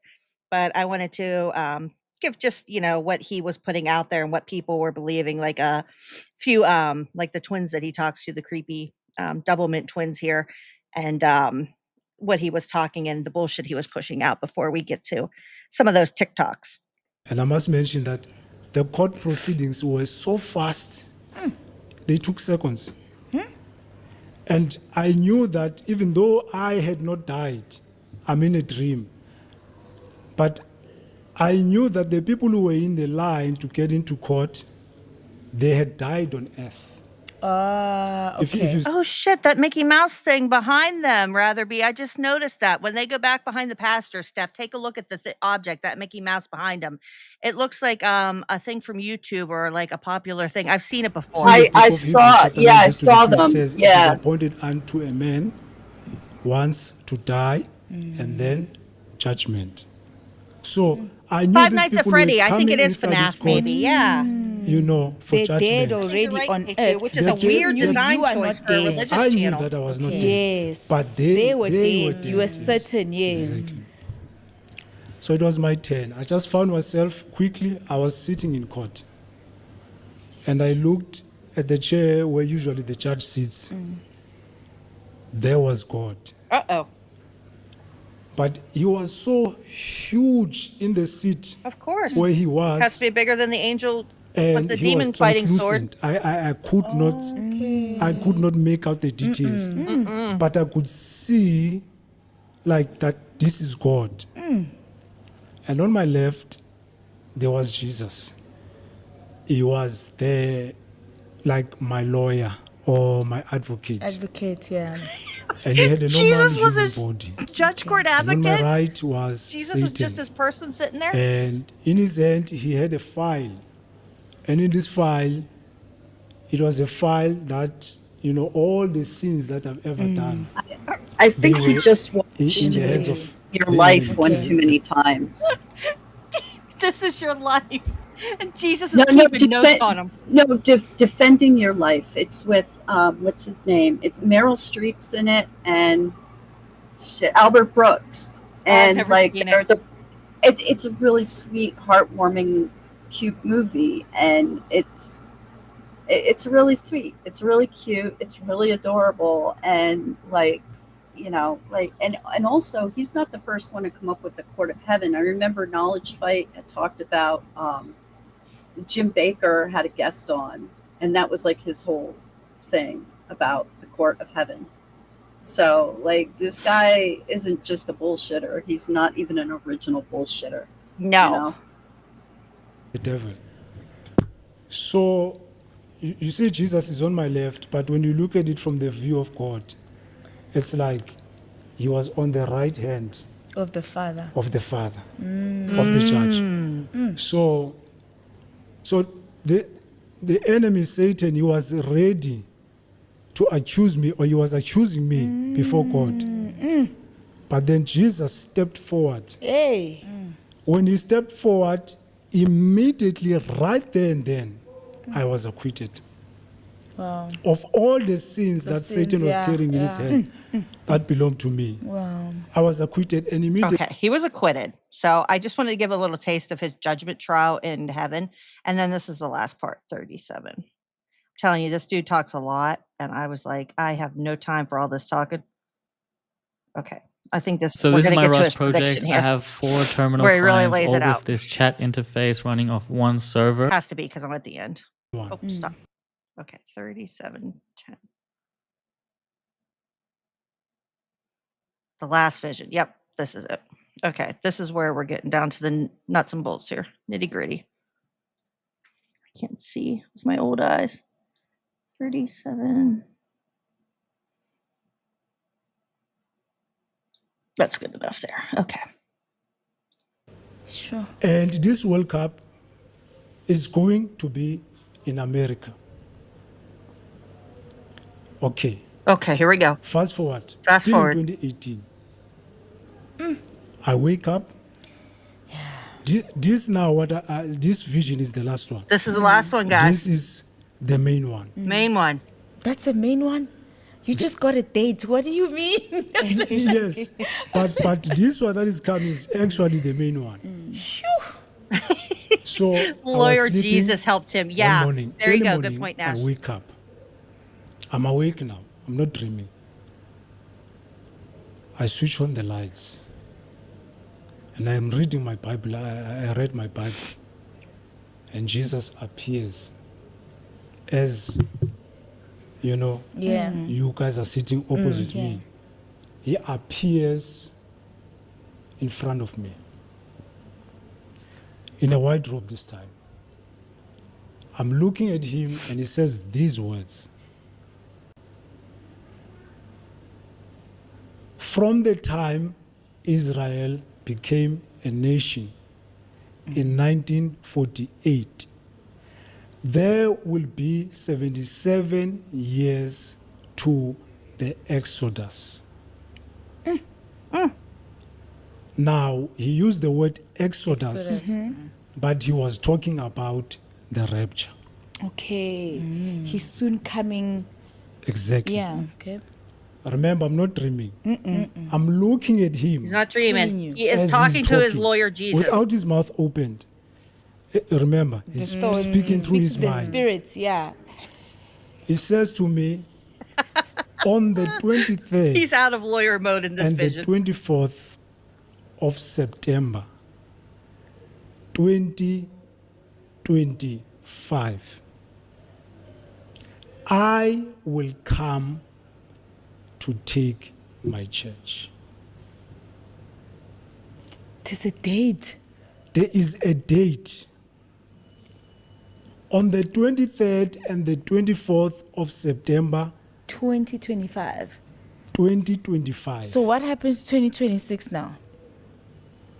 2026, what he was telling me is that by June, the world is gearing up. I know, towards right, the World Adrian? Cup, right? Like, just cut to the But point. What's by happening? June, they think the World Cup will happen. But after the rapture of September 2025, the chaos that would be in the world, the destruction, the devastation that would be in the world after the rapture, there will be no World Cup 2026. So it's like In other gearing words, up the remember, world. he's coming to take his own. So which means the ones I'm that are glad not that in he's Christ, concerned they are about the World remaining. Cup They are too. remaining But they're going to behind. remain in chaos, basically. That's what you're saying. Let me finish They're up not his continue- message. Oh yes, Okay. yes. He's like, I'm not done. After naming the 23rd and the 24th of September 2025 being the rapture day, he then says, then after there will be a 7 years tribulation on earth on those left behind. And then it says, on the 15th of September 2032, I will return to earth as king. So on the 23rd and the 24th of September, he said it would come. Jesus was it talking is about the going to World Cup be, too, apparently, if Nash. you are aware, a festival of the trumpets.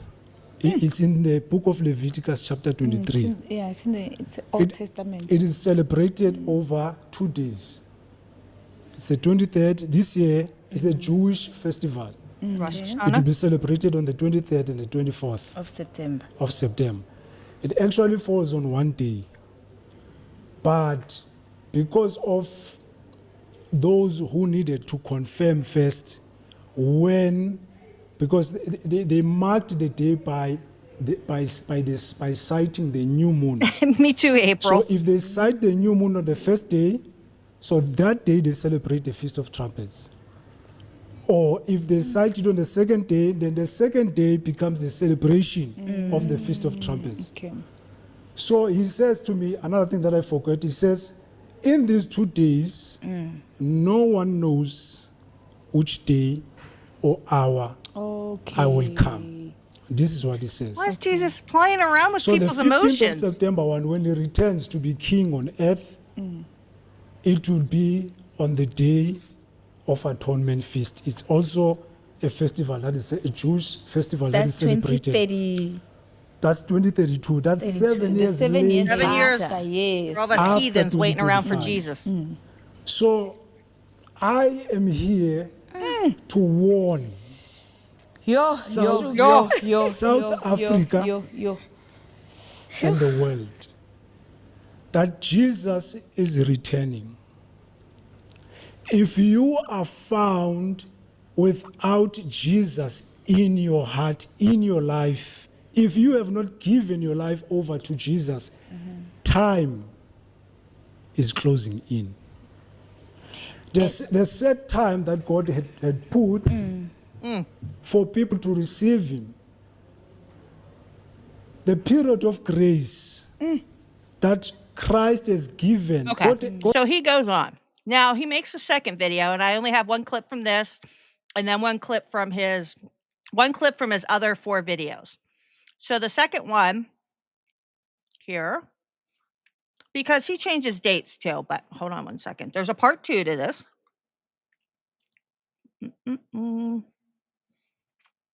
Do you support get through the Israel and the commercial. Jewish people now more than? And then we'll get to the fun TikToks. Okay. What's the timestamp for the second one? 6:30. Not until the 4th one does. And he doubles down as most false prophets do and people that do the rapture. Okay. He's still convinced everything's going along as according to plan. It's the end of time, rapture, judgment, the Antichrist, 7-year tribulation.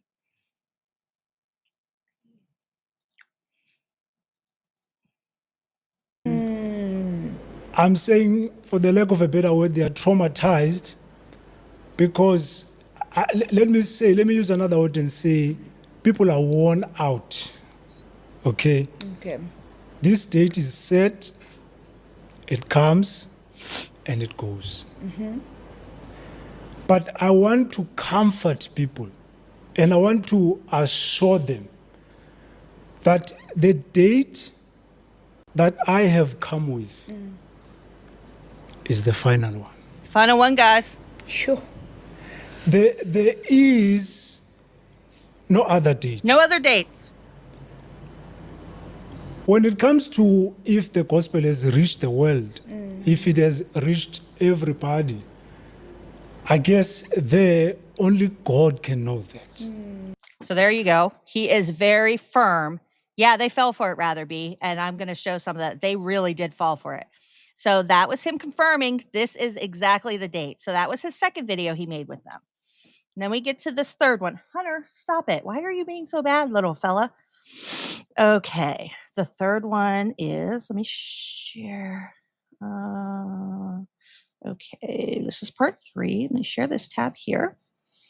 And we have, this starts at 5:47.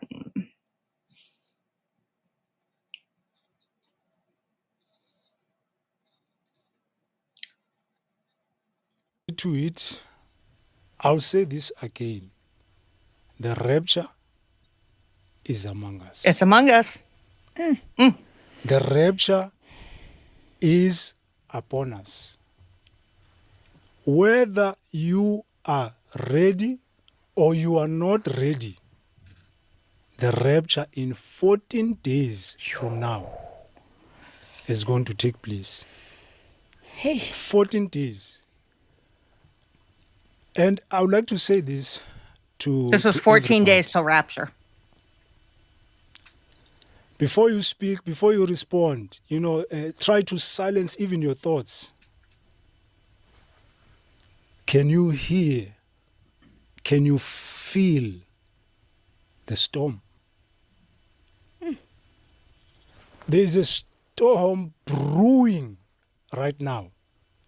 It's brewing and it's dark. And I'll tell you this. Adrian, No I have a fourth video coming. human He did not, in fact, being apologize. on this Nope. earth is ready for what is coming. Human beings are not built to handle the wrath of God.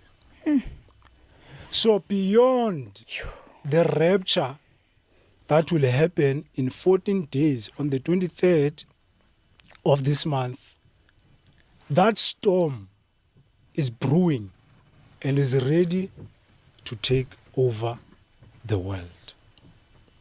So, with those words said,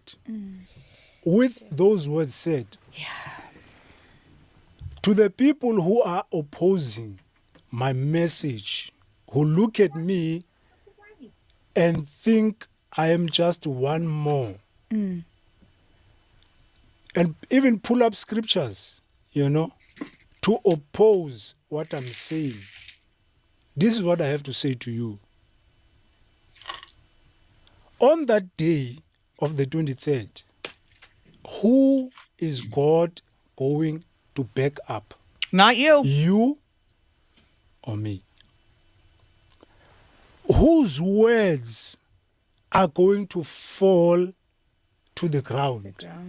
Mine or yours? Imagine being able to build an app with your name on it, just by thinking about it. Meet Base 44. I'll say this again. The date of the 23rd, which is going to be the rapture of the church, this date is irrefutable. Irrefutable. It's final. Final. It is final. It is... What day of the week is it? I haven't even checked. I think it's Tuesday. I think it's Tuesday. Jesus.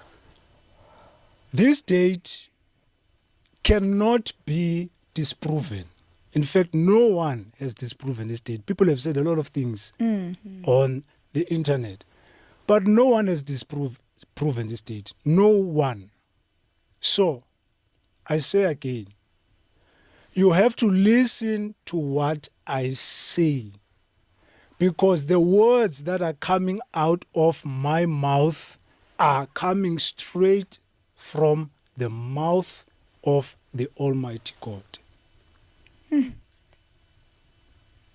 So, That's none of the blasphemy. words that I speak will fall to the ground. none of them will be empty. Every single Could I thing just that I have say said. Yeah, something you real quick? absolutely. And I just want to preface this by saying I'm not a cult expert.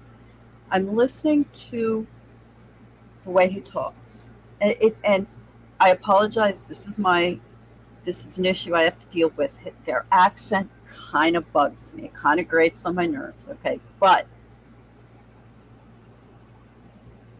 there is a cadence, there's a pattern, there's a rhythm that he's using. And yes, I know like so little about this guy, but I will tell you, he is trying to start a cult because this is the test. This is Bugs Bunny drawing a line in the sand and daring Yosemite Sam to cross it.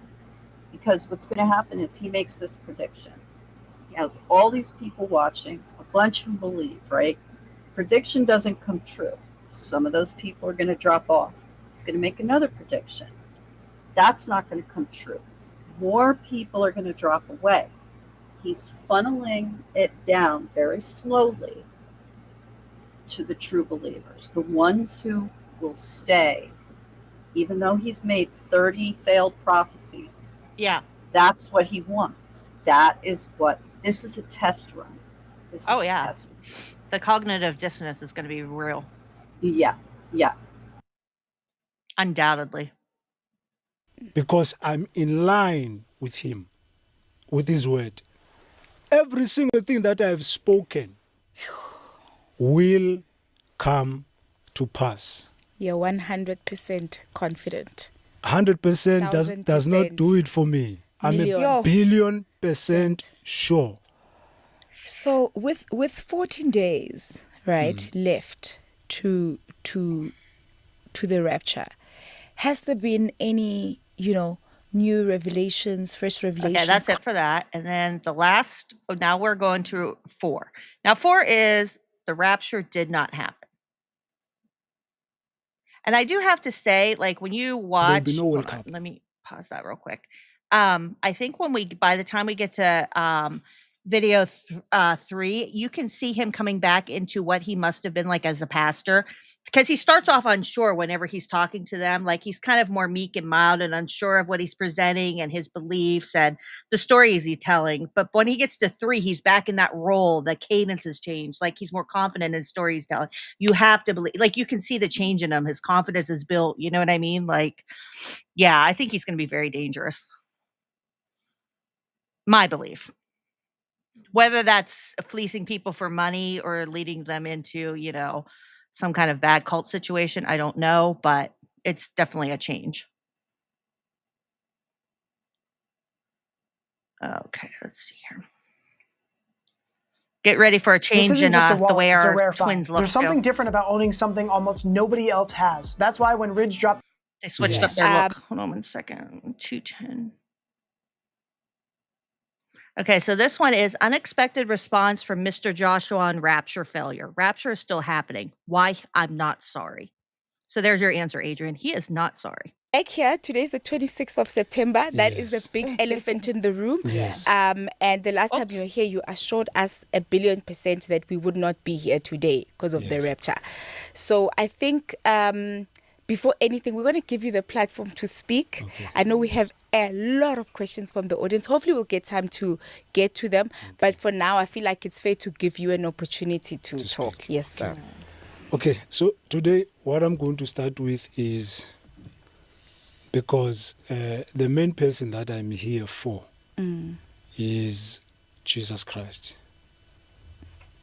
I'm here as a vessel, but I'm here to point to him, and I want everybody who listens to me to focus. Is that an Emmy on their shelf? What the fuck do they have back there? Quickly, I want to present the gospel in this manner. Jesus is God who came down from heaven, and he took on human form. And he gave... I do want to say he is going to get Scallop. Go ahead, Steph. I was just going to say, I give it to maybe December or January till this guy's declaring himself Jesus. Right? I was going to say this part he gish gallops, and it was hard to kind of pick where to timestamp because they get kind of a little frustrated with him, but they don't show it because they have to be nice and cutesy or whatever. But he gish gallops around until he gets to why he changed the date. So I just started this timestamp here, and we'll just kind of play around with where to stop it because it's like yeah, I'll be able to tell once we get to where he changed the date, but he does a big gish gallop. It's really weird. Yeah. He is a guest on their channel, Ratherby. Yes. He came on their channel. I haven't explored their channel very in depth at all. Like I just went on to get his interviews with them. So I don't know what other kind of guests they have on there. His life for all those who are sinners. But in order like he obviously doesn't want to to explain benefit why the dates changed. So he's like, let me from tell the you about this sacrifice first. that he did, we need to believe in him. Believing in him then results in us being washed by his blood from our sins. So I want people to be aware that this is not just about the rapture. They're like, okay, Because but why is there a different the date? rapture is a secondary matter. The primary one is the fact that Jesus Christ came down to the world to save sinners. But only those who accept him or who receive him can they then be made children of God. Right? So to pass there, Galatians chapter 1 verse 10, the Bible says there, Paul was saying, All right, about the rapture?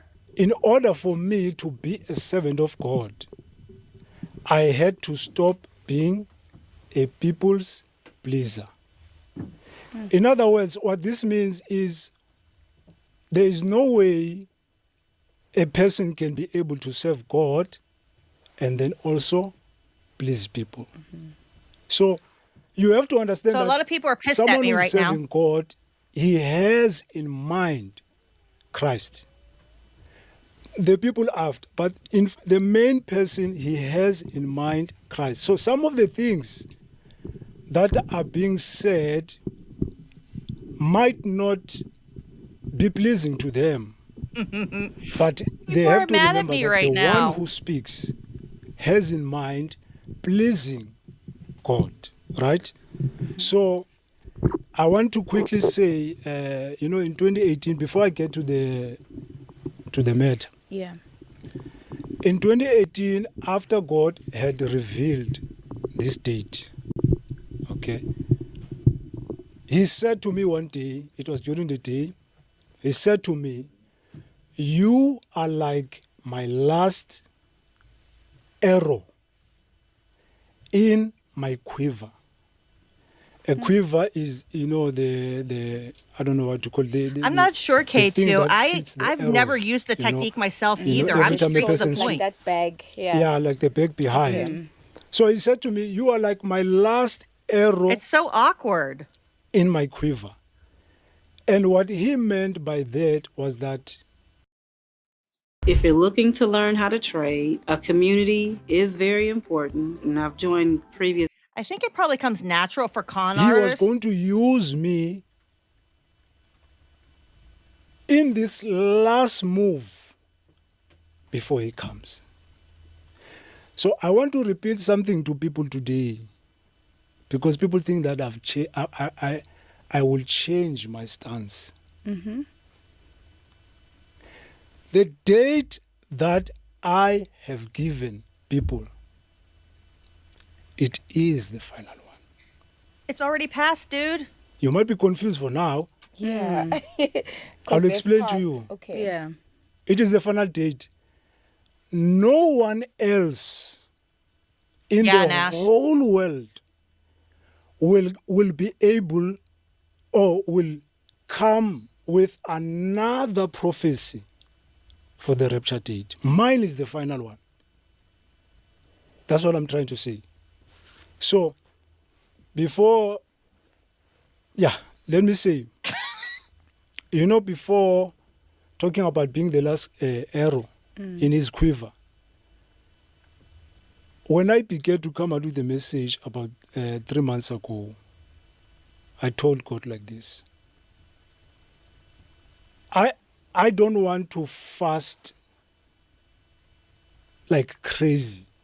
Or let me say, I don't want to fast too much. I like to eat. I want the message to go out there, but I'm not going to burden my body with too much fast. Okay. And I'm not going to burden myself with I'm not going to burden with all long that fasting stuff hours Jesus prayers. did. I got too much I'm going shit to to rest. do. I'm going to sleep. I need to rest, I'm going eat, to and sleep. enjoy this time, because at the end of this, I don't want to say my fastings and my prayers, have brought success. So when you see this quiver, this arrow going all over the world, shaking the entire world, my point here is that this is the doing, or this is the work of God. God is blowing his own trumpet to the world, announcing his coming. So there are testimonies all over the world. The power of God is being revealed in the most powerful way. TikTok? The people, they know. People have been, they are coming to Christ. People's lives are being changed. Even those who had backslidden, they've returned to Christ. I want people to know, this is not my doing. Even when I speak, my speech is simple. But the Maui, that made me die. I don't know why. Fasting is for beginners. That's beginner. That's level 1 shit. Nah. power behind me is undeniable. So, to reiterate a point, let me just emphasize a point here. To the people who are listening to me at home, to everybody who has been listening, guys, I have told you that God has sent me. I have seen him. And the message that I speak of is true. Now, I'm going to say this. Jesus said to the family of Lazarus, Dude, get to the date. have I not told you that if you believed, you would see the glory of God? And then immediately after, he asked them to remove the stone that was covering the grave. After removing the stone, he then performed the miracle of raising up their brother who was dead. I want to ask the people at home, remove the stone. This is going to be the next Heaven's Gate. The stone of Who's very dangerous, I He's think. talking a lot about resurrection, about death, about fasting. He has a possibility for dangerous. Yep. Yep. This is going to be the next, I think so. He has his cult, he has his compound. You've heard what I've said about fasting. You must all fast. This is going to be a fucking death cult. Well, and Africa has a lot of issues with cults. Like it's like bad there. Like a lot of issues. Yeah. I mean, this is all hypothetical and stuff, but I don't know. Like this is really dangerous, and the fame goes to your head, and the money, and that's why like it was hard for me to pick out of this. When I said like, and it's 20 minutes here, but when he gets to the point of where he changes the date, but it's so fascinating to hear the formation of what could possibly turn into a cult and how he's building everything, like the way he talks and presenting stuff. Like, I just couldn't pick where to timestamp this part because like, I think it's important to hear what he's putting out there. I mean, and it's I something just else. want to remind people, like, this shit has a way of getting out of hand pretty quick because Jim Jones was a fucking civil rights activist. He was one of the strongest voices for civil rights, but we don't remember him for that. No. We remember him for Nope. something else We because certainly that's don't. how this happens. Uh-huh. I agree. I know. I don't even want to mention it, but the scoffing, the mocking, remove the stone, because God is ready to do a miracle. I'm telling you. So let me say, in 2018, I'm re-emphasizing. People think I've changed my stance. I have not changed my stance. You still stand on what you said. Exactly. In 2018, in a loud voice, God said to me in a dream, there'll be no World Cup 2026. I'm going to cut it short. When I woke up, I found out He really does, there was April. going to be a World Cup. There was supposed to be a World Cup 2026. I am here to say to people, again, This dude is so there obsessed with the will be fucking no World World Cup. Cup next year. Listen to the words that are coming out of my mouth. And by the way, to the people who are at home, you have not been seeing me, but I've not been hiding. In fact, I've been enjoying my life.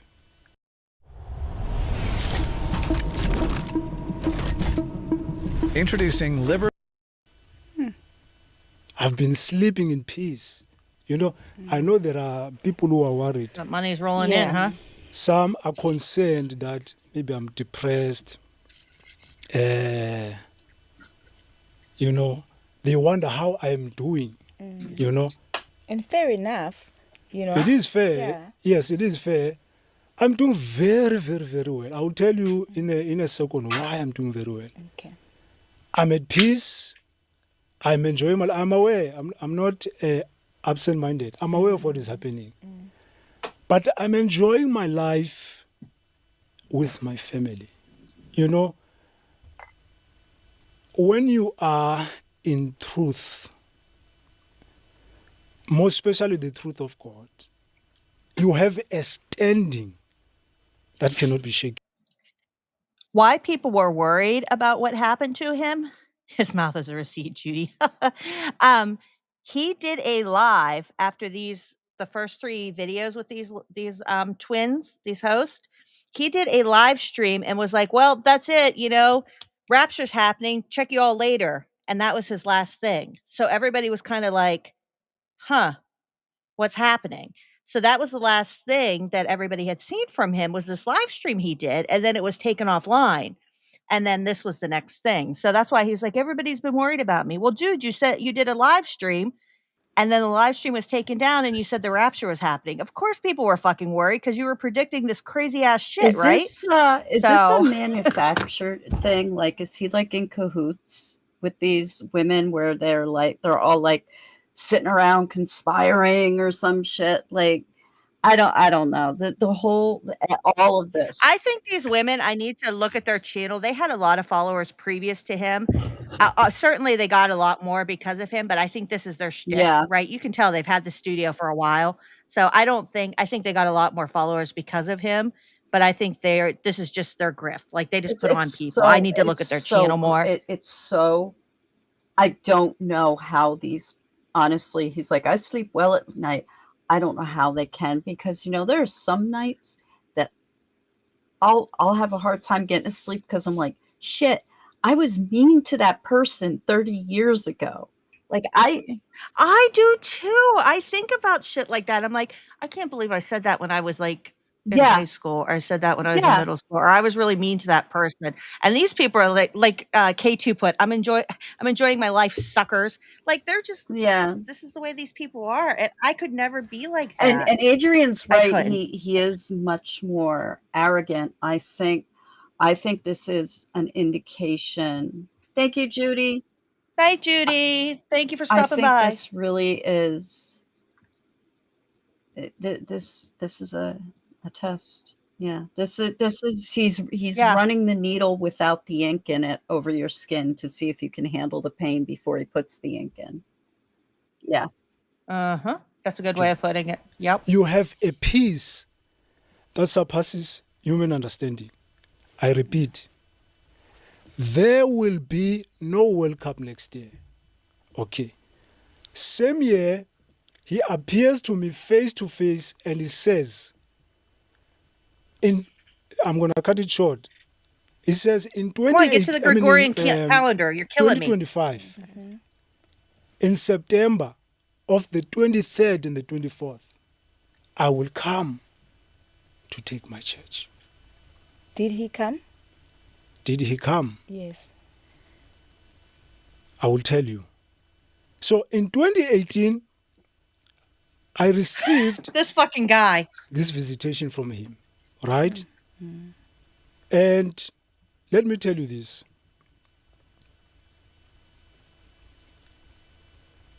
The last 2 days of the 23rd and the 24th,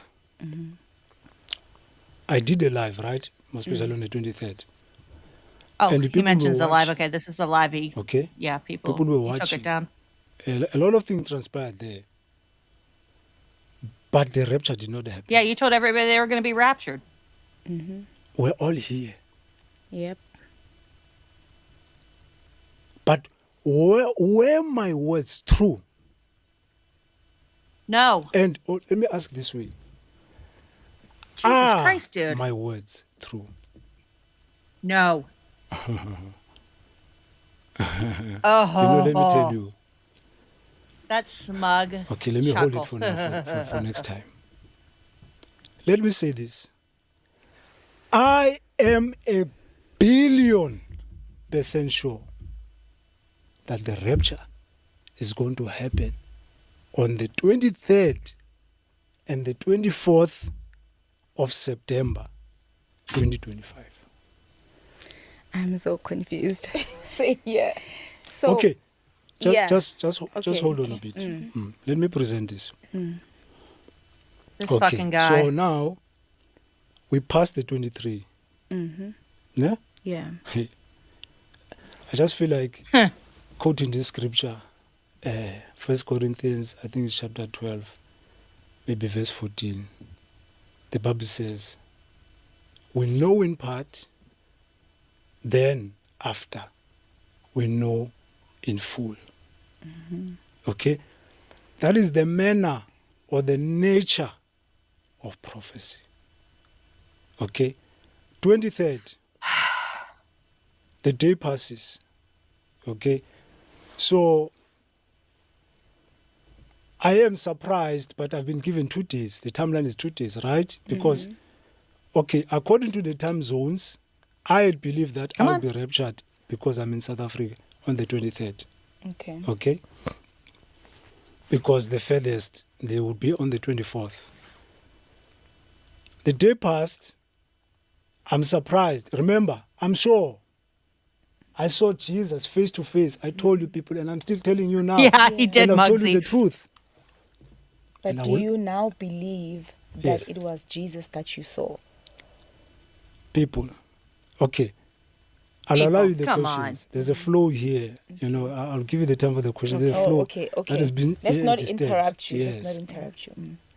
So, Dick. yes, I saw. Let me just answer your question. I don't believe. I know. Okay. I know, There's right, people who are K2? making videos out there saying that let me put it this way. Satan is driving a narrative out there that I saw a false Jesus. If you are sleeping in a Satan's position like driving this, the narrative. you are wrecking your I guess body we're and your Satan. breathing. Chronic neck pain happens when you're You know, that it was either I was deceived or I saw something He's else, but almost there. not the Lord of He's Lords, almost where he's not going to tell us the new King of day Kings. and why. And I will say this, you know, without this flow being disturbed, because I wanted to continue with what I was saying. Don't ask me again. Don't interrupt me, ladies. What makes me laugh, what intrigues me, is how people sit in their homes, you know, or on their phones. Not everybody, by the way. Yeah. And judge me, you know. Not rightly so, because to judge is okay, but you have to do it well. So I am doing it well. You're I a would hear liar and a people fraud. say, he saw a fake or a false Jesus. And then they will tell you of their vision or dream. And supposedly, theirs are true and mine is false. Some would say to me, he is wrong. Assuming, I mean, immediately after, whatever they would say, they are right. Okay? Taylor. They would condemn my vision or they would condemn the revelation that I received. But then they would give their own revelation, their own vision, and theirs are supposed to be accepted as true. That's what I've been seeing. Okay? I have a vision of you getting a some fat would wallet. claim that I am unbiblical, or what I say is unbiblical. And then I listen in to hear them expressing their biblical knowledge, and I find they themselves are what they claim me to be. They are unbiblical. Okay, come on. Just Get keep to the that in calendar. mind. Let's go. It's the 24th.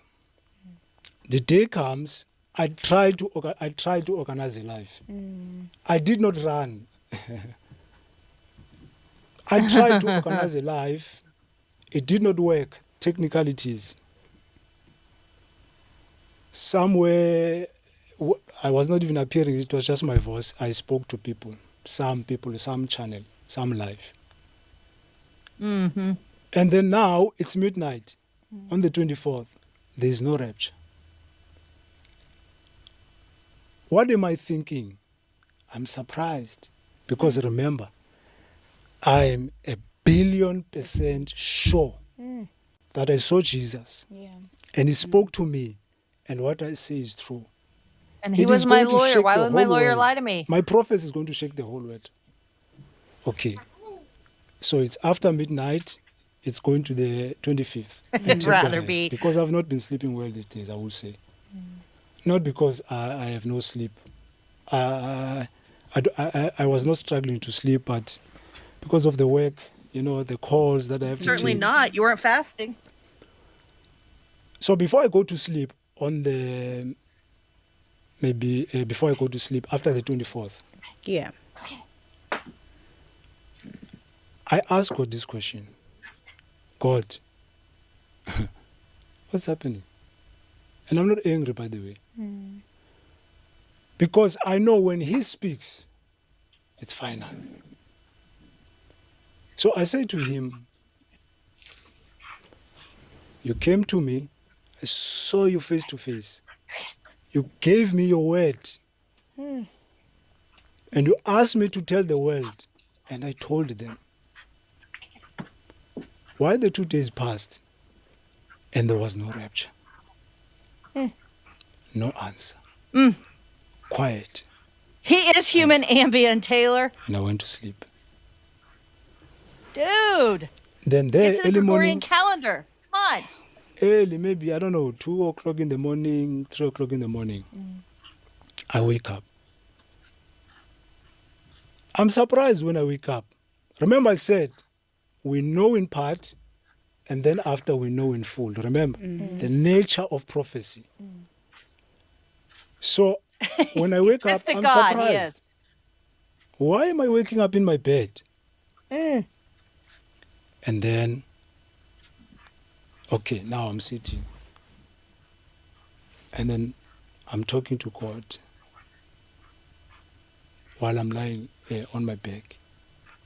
And then he says, God visits to me, him a remember lot. when He has I a went lot to of time sleep, on his hands. I asked him a question, right? And then he brings the answer. And then he says to me, I don't days know, Taylor. from I've been now. looking at it. literal days, not months, days from now, I'm going Days to come from to now? rapture the church. Are you setting another date? You have to listen to me. Days. Here we go. Finally. Okay, leave the Another flow rapture. to flow, right? Leave the flow. Listen. There was no amount of days, just days. Leave the flow to flow. Processing. So, and then he says, I guess that's why Jesus says, remove the stone. You know. He asked them, have I not told you? If you believe you'll see the glory of God, remove the stone. You know. So Another you rapture. can see the miracle. And then you see, now I even lost my thought. That's why I'm saying, don't disturb the flow. I'll give you a chance. Don't worry. You Sorry, know? we're also just processing. No, it's fine. So, it's fine. yeah. It's fine. Don't worry. So, I really have to remember now. Okay. Where was I? You have to remember so you God were lying visiting on your you bed and then with finally more rapture yes, days. yes, yes. Okay, yes. How So is that God a hard comes story with to the answer and remember? he says to me, days from That had to now, have been fucking I will amazing. rapture the church. And I said to him, what do you mean days from now? You know?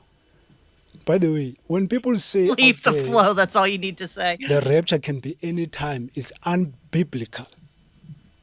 When you say it can happen anytime, the rapture only happens in an appointed time. Only. Okay? So he says I say to him, He's like the bitch please what on do you their mean show. days? Because we're coming from the Feast of Trumpets. There's no other Feast of Trumpets this year. The other one is next year. And remember, next year there's no World Cup. And you said Oh my God, the fucking World Cup. the rapture is this year. So All right, dude, the get Feast over of the World Trumpets Cup. have passed. What do you mean days? Because there's no other. The atonement, Day of Atonement feast that is coming is not for rapture. He keeps quiet. So now I'm sitting in my bed. By the way, I'm not stressed, people. No. Don't be worried. You know, and I've not been hiding. You know, I've been looking for a way. Quit Sam God made a way, hiding of course, people. today, He but has not been I've been hiding. looking for a way to come in public. You know, I'm not hiding. He wasn't working at his I story. promise you, people, I will be loyal to you until the end. I'm talking about the people. I'm loyal to God already, but I'm telling the people that I will be loyal to you. I'm trying to say I will be honest and sincere to you until the end. Okay. This is a Maybe filtered shower Taylor. head, and these are the filter beads. They remove harmful stuff from your water. And then he keeps quiet. Okay, now I haven't gone back to sleep, so I'm sitting by myself. Do you think God's sitting on the foot of his bed and like just chill, relax, and he's like, look, dude, my bad. We gotta have to recalculate. Like we gotta recalibrate. I'm really sorry. No, God is sitting at the foot of his bed, smoking a fucking joint, going, dude, this is so fucking dumb.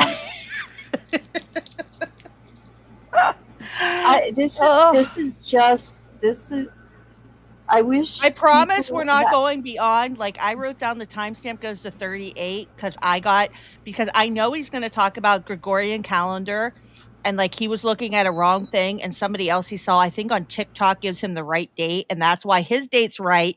But he wasn't looking at the calendar they used during Jesus's time. He's gonna get there because I got tired of listening to him like recalibrate this date. You know, the thing is that, you know, I've never read the Bible. Okay, I know a little bit about the Gnostic Gospels, and those are my favorite ones, the Gnostic Gospels, because that's the esoteric nature of God and Christianity. I love that. Like in the movie Stigmata, they quote from them, and like, God is within you. I'm an atheist. If you believe in God, he is within you. He's a guiding force. You don't have to proclaim your love for God. You don't have to tell other people how you interpret his work. I'm not a Christian, and he's offending me with this stuff. He's offending me, and I'm not religious.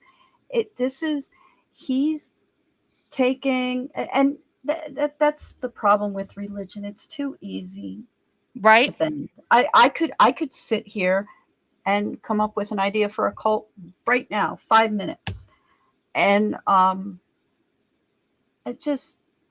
I wish, and I've given up. I've given up hoping, but it would be really nice if people would be a little bit more ethical and moral. But I know there's a lot of sick people in the world, so there fucking is. With FNAF on the back of their thing is this guy's predict with Five Nights at Freddy statue back there and Emmys and glow for whatever reason and a mortar and pestle maybe thing back there. What the fuck is going on with this background?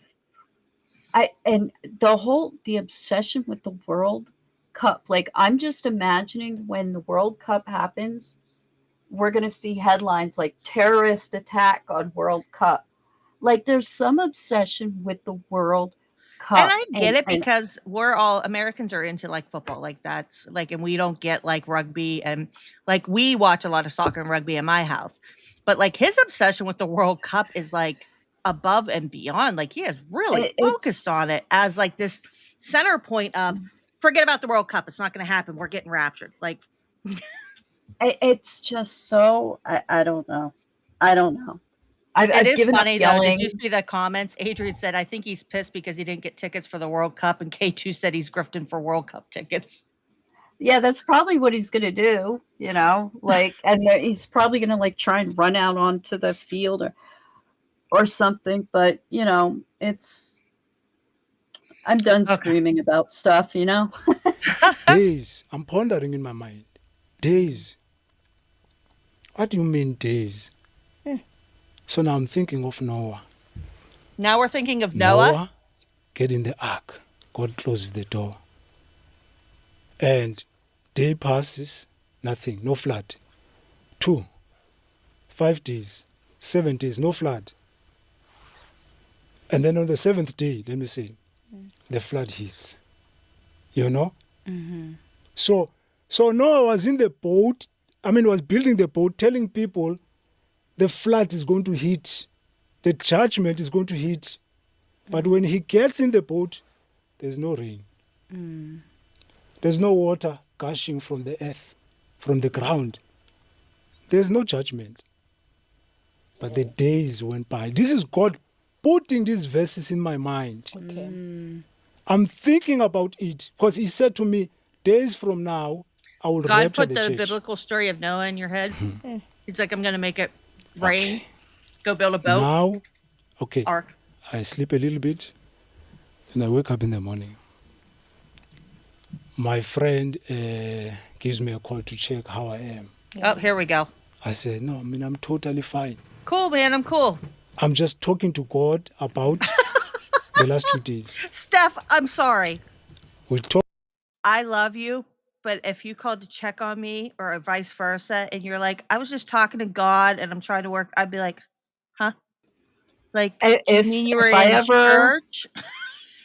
That's fine. Cool. If I had ever uttered those words to you that I was talking to God, I would pray that you would get a hold of my husband and have me committed. Be like, oh my gosh, will you check on Steph, please? She told me she was talking to God, and she wasn't like I was praying. She said, so I was talking to God.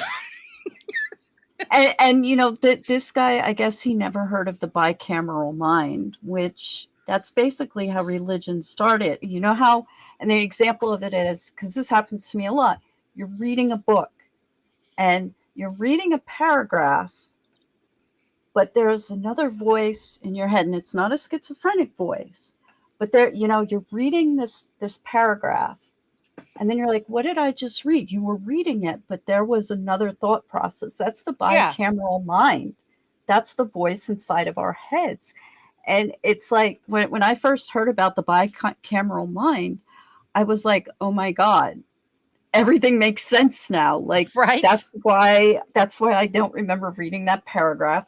That's how religion started, with this other voice that's in our head, and everybody assumes it must come from outside. No, man, that's your bicameral mind. And like, well, stop I promise attributing it. I will call Jonathan if you ever do that to me, and you call Taj if that happens. Okay. God blocked his ass. You guys are funny tonight. Yeah. Talk on the phone, and I leave him with these last words. I say to him, mark my words. in days to come. You see now I'm saying what God told me. In days to come, people are going to be so surprised. So I'm surprised. telling my friend, I just woke up, I'm telling him, this is the last words I say while I'm on a call with him. I say, in days to come, people are going to be so surprised. And then I drop the call. And the then I guy prepare on the myself. other end I is like, receive dude, I another was call. just asking if you wanted to go out for beer. Brother Joshua, we Right? are with you. So this is a Okay? Wendy's. No matter what, we are with you. This is a call. So I've sent you a video. So he goes into fasting, and God quickly answers him. What? God tells him to go look at the Julian calendar. Oh, Julian, not Gregorian. My bad. Julian calendar. This is the aircraft carrier shelter. One of them you calendars. seized, Julian calendar. previously owned by a small faction of about. We know in part, and then after, we know in full. He looks at this calendar, which is the original calendar that Jesus was using in his time. JC's calendar. Before the calendar we have now, the Gregorian calendar.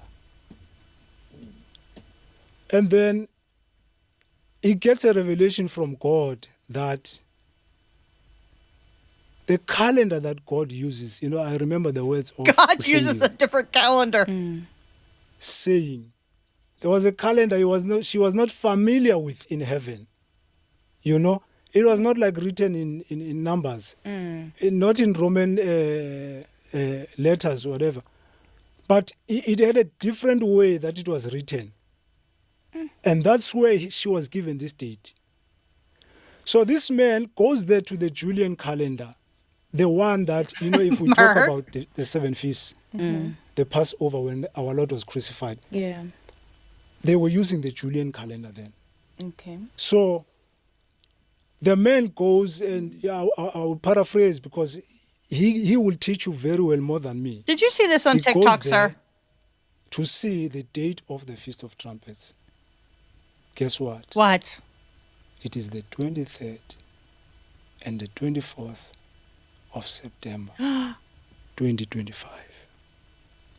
I would think God would know, Nash. The Feast of Trumpets. The difference is this. What? Because they say that calendar is behind by 13 days. 13 days? So if you want to come over to our current one, October, you have to add 13 days.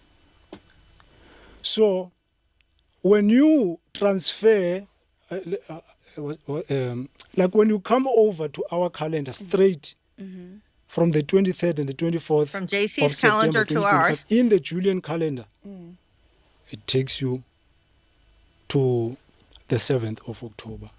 Some say the 7th and the 8th, 7th and, yes, 7th and the 8th of October. And according to this man in this video, the 7th and the 8th of October is the real Feast of Trumpets. He will explain to you further. Ne? So, but in that Julian calendar. So essentially, there you go. We got there, and that is what he is basing his new thing on. He was right all along, you see.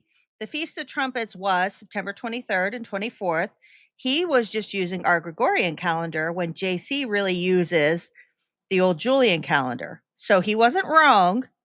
You just have to move the dates 13 days. So the new rapture is October 7th and 8th, and it has taken off on TikTok again for true believers. They do believe that October 7th and 8th are the new dates for some people that fell for it. Now, unfortunately, because I watched this morning, this fourth video, I don't have any of those, but I do have the other TikToks from the people that were doing that. Now we can get to some of the funnier stuff here.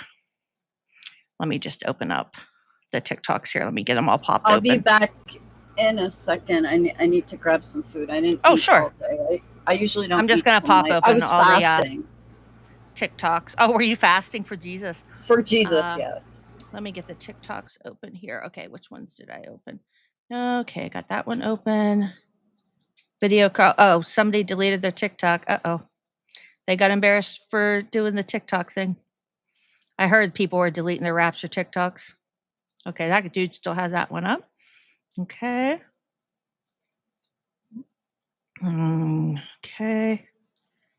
And let me pull this one up. Okay. Get them all prepared here. Okay. We will start this guy here. Let me pause TikToks to start playing fast right away. Let me get it ready. Okay, pause, make sure the volume's on, and present this screen. We got there after an hour-long lecture. Yeah, Mur, sometimes you just got to hear from, God sitting at the edge of that dude's bed. Okay, first TikTok we have here. So which Rapture talk? Nope, that's not the right one. Is that the one I wanted to show? Yes. Okay, here we go.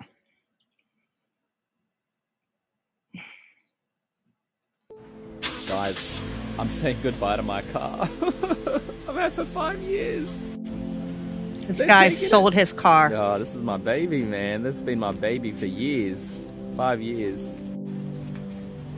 But she's gonna go. Could have been an email, Taylor. Beyond September, because I'm going home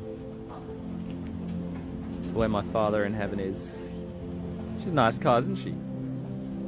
I kept that baby clean. Some scratches around it, but for the most part, she's nice. But she's mine no more. Someone else is gonna get her.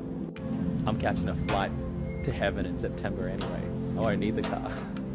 Roar! Roar! So sad. Okay.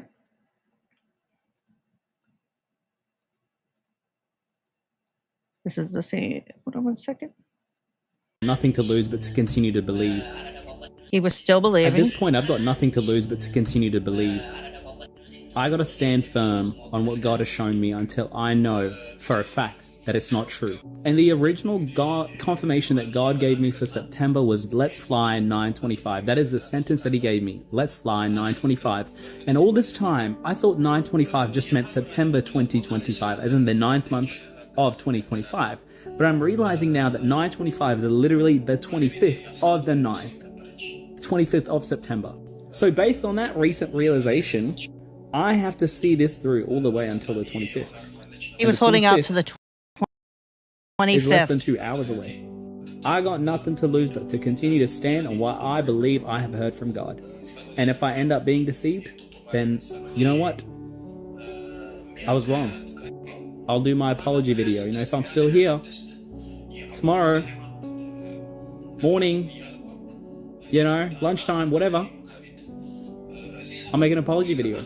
I'll sort out my life from there, But I'm still going to continue to believe. This is watching for the rapture. It's not for the faint of heart. If this is your first watching experience, welcome. But this is just how it is. You got to be patient. You got to go on the revelation that God has given you. If you end up being wrong, you end up being wrong. You pick yourself up. You figure out where you went wrong. And learn how to hear God better. But here's the thing, back on July 14, it's on my story, you can go look at it on my story. July 14, I had managed to get the rapture down to a 7-hour time frame. From 5 p.m. to midnight Israel time. That's the time frame that I had it down to. So at the end of the Feast of Trumpets, April, to midnight Israel time, which would mean midnight for me to about 7 a.m. Australian time. If I end up being correct, but then back then I changed my mind, I'm going to be so frustrated because I did end up changing my mind. But if I end up being correct, I'm going to be so frustrated that I didn't stick with the original revelation that God had given me. I'd be like, you idiot. But I still believe. As long as it's still the 24th in Israel, the rapture's still in play. I'm going to keep believing until the final seconds. I'm just gonna embrace the mocking and the scoffing. People are all already calling me crazy. You know, I'm deep in it, so What are you gonna what do? are you gonna do? You know what I mean? You just gotta stick to what you do? believe. Okay. Ooh. Pause. Back up. Volume. Oh, pause. Okay.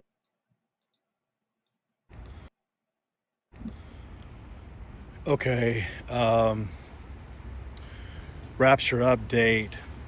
Wednesday 9/24. Sorry to report. I don't think it actually happened. Everybody I know is still here. I went to the pickleball courts. Everybody I know is still there. A lot of people on my comments have told me that I was duped and didn't know what I was talking about. I mean, I just really kind of fell into this. I didn't have all the People want facts. you so So I bad. wanted to issue a public apology to anybody who took me seriously. I feel so bad about that. On the good side, my dog is still here. Still has his dog. Hey, at least he apologized. That's more than That was a nice one for apologizing, right?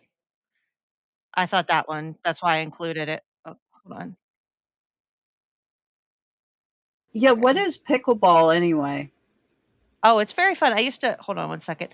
We played it in gym back in the day. It is like a tennis, but like the net is like down on the ground. Best way I can describe it. If you look, like tennis, Nash. It's kind of fun. We played it in gym. I haven't played it since gym in high school. And gosh, I graduated in '95, so it's been a long time. It was one of the few things I liked in gym because we did the dumbest stuff, and I hated playing basketball and softball. So maybe that's why I like pickleball. It could be. Okay. Volume. Back this up. So I got a message from the BBC, is it what, BBC News Media, and they sent a message through. They wanted to have my phone number, my cell number. So I gave them, and they're saying that, you know, if the rapture doesn't happen today or tomorrow, you know, could I go back to the Saint Twins podcast and do the podcast all over again, giving hope to those who are believing in my message that the rapture is going to happen, you know?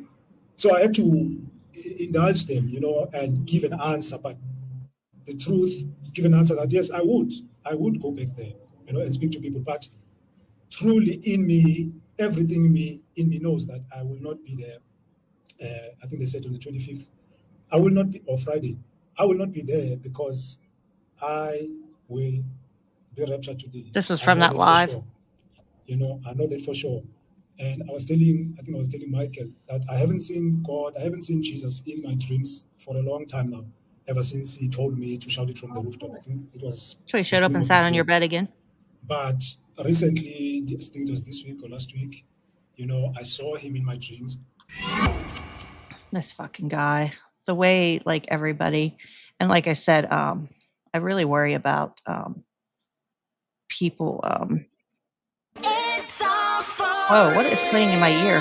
Stop that. What there is, who's going to play? This was the origin one before the pastor. Hold on, let me see if this is still up on this TikTok here. Slowly loading, slowly.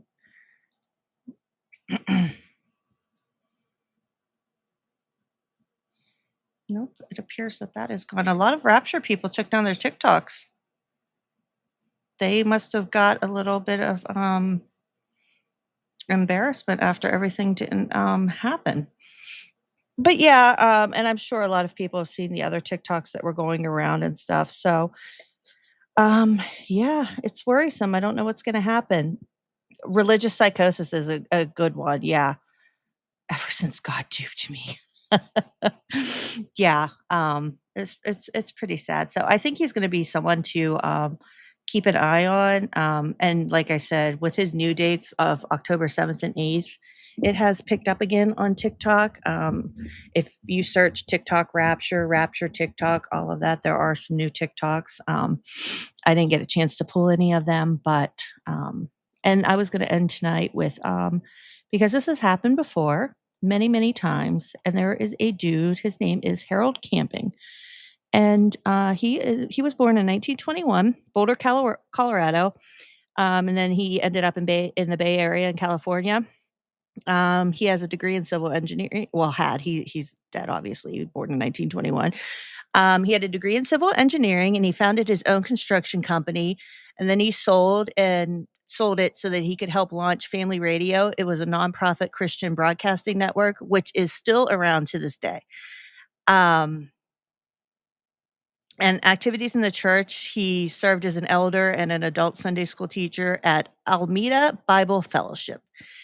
In 1958, Camping and others established Family Stations, Inc., purchased their first FM station in San Francisco for $100,000, and it goes on to make millions. The broadcast began on February 4th of 1959. He insisted the network be a nonprofit structure so no director could profit personally. Family Radio gradually expanded with stations across the United States and international broadcasts in over 30 languages by the 2000s. The flagship program was the Open Forum Call-In Show, where Camping interpreted Bible passages, addressed doctrine, and promoted his prophecy teachings. Originally, Family Radio aired programming from a variety of outside ministries and encouraged church attendance. However, in the late 80s and 90s, Camping asserted that the church age had ended and that Christians should no longer attend churches, claiming that all churches had become apostate. This shift led to controversies, staff resignations, and criticism of Camping's increasingly self-directed teachings. And some of you might remember whenever we show these pictures that are going to come up in some of these interviews, I have a few short clips before we end tonight. Pickup truck displaying a Family Radio advertisement for its 2011 end times predictions in San Francisco radio station 610 AM. And these were some of his major failed predictions. In 1994, Camping's book, 1994, suggested Christ might return on September 6th and later between September 15th through the 27th. These dates were linked to the Feast of the Tabernacles. Of course, nothing happened.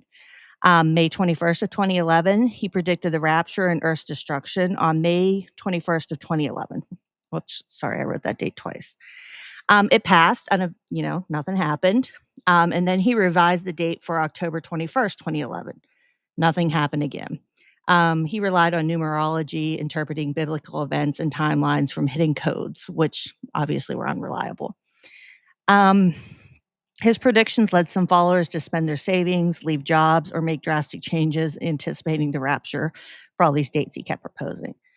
Former supporters and critics accused Family Radio of cult-like practices due to Camping's rejection, exclusive focus on his teachings.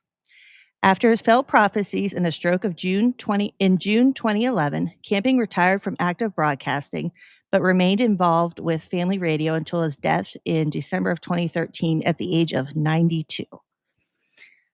His legacy, obviously, is a cautionary tale about the dangers and psychological impacts of apocalyptic date setting, which we're seeing happen right now with Joshua Mhlakela in South Africa right now. With Family Radio's influence significantly diminishing following his death and the public fallout from the failed prophecies. At its height, Family Radio was the 19th largest U.S. broadcaster with more than 150 stations. And later on, they deleted all of his stuff off of their website and said that his stuff was never biblical. Like, he was kind of like shunned by Family Radio broadcasting, and the stuff's still out there to be seen. Oh, yeah, he's an interesting fellow. So I have a few short things here about Camping. Just 4 short things here. 1 second here. Just to show that times never change and sometimes things remain the same. And what we're seeing from Joshua Mhlakela is the same thing we saw from Camping back in the 2000s. Let me share this screen here.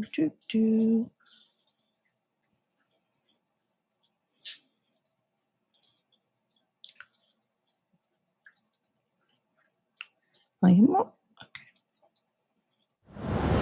Billboards proclaiming imminent doomsday are popping up all over the U.S.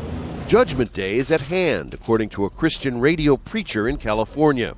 If 90-year-old Harold Camping's Bible-based calculations are correct, you shouldn't be making any plans past Saturday, May 21st.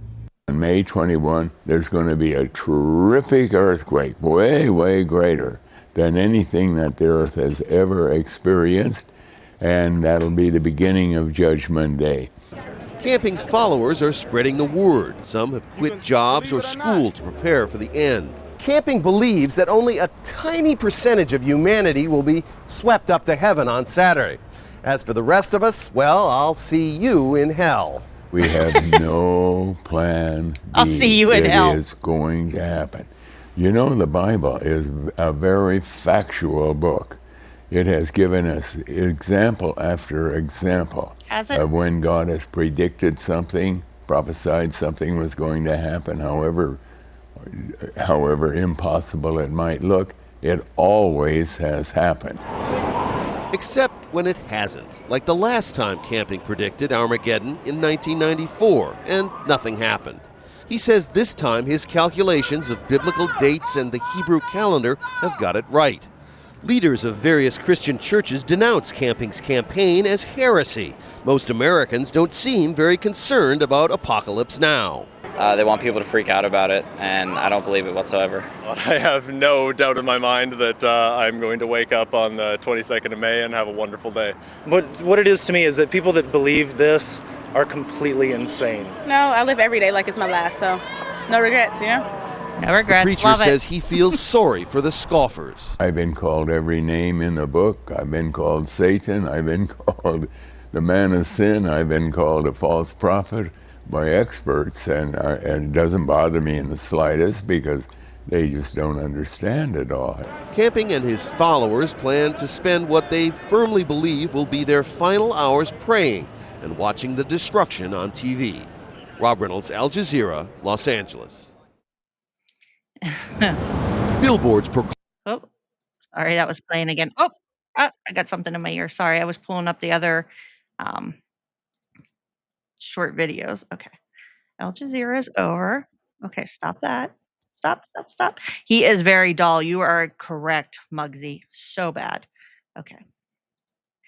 And this is an interview with a Harold Camping follower around this time period as well. Because they didn't listen to God and they didn't get out. Because Okay, Israel, they we're standing on the corner of Hollywood and Highland in Hollywood, and this is a Harold Camping follower here. He's predicting the end of the world in 113 days. So I'm going to ask him a question. His name is Chris. He goes out every week spending 15-20 hours a week doing this. He's even cut back on his work just so he could come out and proclaim the end of the world in 113 days. Like, people get committed Scripture to says no this. man knows the Like, hour of this the is day, what but is worrying this about guy this does, Joshua Harold guy. Camping and Company. The whole Bible says about it. Oh, your philosophies. Chris, let me ask you on camera here something. Just now, in 113 days, the world is going to end. Yes, guaranteed, 100%. The Bible guarantees it. The 100%. The Bible is the authority, 100%, not me. The Bible is the authority. And all what you read leads you to believe this indeed is absolutely going to happen. And I just told you the frame that Israel became a nation in 48, and then they get 40 years of testing to provide that they said they will not be lovers of Christ. And then in Revelations 1, there's silence in heaven for a half an hour from 88 on May 21st, 2088 until 94, September 7th of 94, there was silence in heaven. Nobody was being saved, and Satan was installed in the churches. He was wounded from when Jesus died on the cross, and then he was killed to go into the churches and chase out the tares, or chase out the wheat out of separate the wheat from the tares. In 94 to May 21st, 2011 is the great harvest where more people are being saved than any time in the history of the world outside the congregations. And then May 21st, 2011 is the exact same day, 7,000 years from the door was shut from Noah. When he says, yet 7 days, Genesis 7:4, yet I will destroy all that I have made. And then you go to 2 Peter 3:8, beloved, do not be ignorant of one thing, that one day is 1,000, and 1,000 is one day. And then you go to Genesis 41:32, that the dream of Pharaoh was double. And it means that the thing has been established by God, and it's shortly going to come to pass. And that means when he doubles something, and then you go to 2 Peter 3:8, he doubles it, he has set his law, and it's going to absolutely going to happen. And then 4990 was the year of the flood that they found out, Family Radio, 40 years ago. And 40 years You just for gave anybody Family to go Radio through a the Bible and shout find out right another in the date. middle of all the And this is it's just like God said. Family Radio said means perfect completion Yeah, in God's the eyes. great He harvest. said I don't know throughout what the it whole is, Bible. 40 is testing. 3 is purpose. 2 is the believers. The 2 witnesses on the street that are killed, or people like me going out there on the streets witnessing, and they're being killed. Their testimony is being killed because they. The true believers. And then you got 5 is the atonement. You got 23 is destruction. So Okay, Chris, you've given me enough information now that we have on video, so I think people can kind of see where you're coming from and what you're trying to. It takes time. It took me about 2 months of the studying. point you're trying to make. I have a simple request. Are you willing to enter into a verbal contract with me? No, sorry. No verbal contract. For 114 days from now, you bequeath your car and house and everything you own. I don't have to a me. house. Anything, your backpack. No, sorry. Nothing. What are you going to do for me? What are you going to do for me when God shows up? This is real. I know this. You won't need anything. People do that all the time. I'm not going to entertain Who says that? I'm not going to entertain it. If you're That's so Satan. sure, That's from Satan. that's not from Satan. No. You guys study the Bible. You'll know that he's coming. No This tells contract. me Sorry. how sure you this are is not that- for you then. This is for people that they want to open their hearts to the Bible. Always Only a Muggsy. true believer will believe this anyway. And God will blind you until he comes in a thief in the night. For your God is a thief. My God in 1 Thessalonians 5 says that hour will not surprise you, brother, because you are of the light. And those who say peace and safety, sudden destruction will be on them like birth pains on a woman and will not escape. And God has to open your eyes, not me. But if you, Chris, hey, I love you, brother, and we'll see you I love you. 114 You love days Jesus from in now. that word. 'Cause He just I don't know how they're not mentally exhausted because you can tell he's taken in all that information from Family Radio, and it's seeped in. So he just has a recorded script, and he's just spewing it out, and that fervent belief system and proselytizing. Geez, I couldn't get that word out either tonight. But just to do that all, I can't imagine how exhausting it is. I honestly can't. I mean, the best friend that mental illness ever had was religion. And I'm not saying that everybody who's religious is mentally ill. I don't want to be misinterpreted as that, but it's so easy for, if you look at the symptomology, the symptoms of schizophrenia, like voices and seeing things and stuff like that, that's very much what's in the Bible. And it's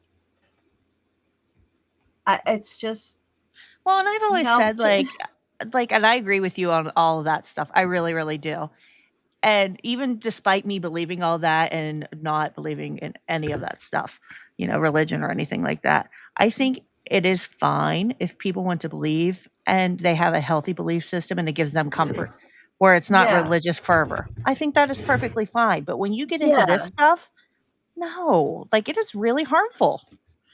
Yeah, I've actually, and I don't know the whole background. This is just 2 examples, but I read a really good article from Christianity Today about the current state of affairs and Trump and all that. I'm like, wow, this is really progressive. And their podcast, they had Noel on.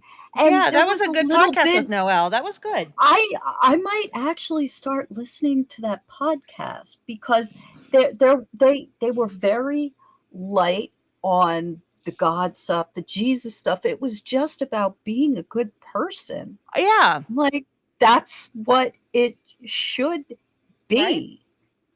Right? And, I'm an atheist, and I'm not making myself better than other people or saying how wonderful I am. I'm not doing that, but I mean, thankfully my dad and I made up, and that's a good thing. But like, he's like this big born again Christian, but he was screaming at me on the phone the one time about like there only being 2 genders. Like, what does that have to do with fucking God? And I as an atheist, I exhibit more Christian values than half these Christians. I'm like, what's going on? Yeah, like I said, I appreciate Kyle is friends with a lot of us, and people know him down there. And Kyle carries he's a faithful man, but he is a kind man, and like I think he has a healthy relationship with his religion. Yeah, Bugsy. And I appreciate that about him. I have heard about that there is like there's a delusion that's specific to Israel.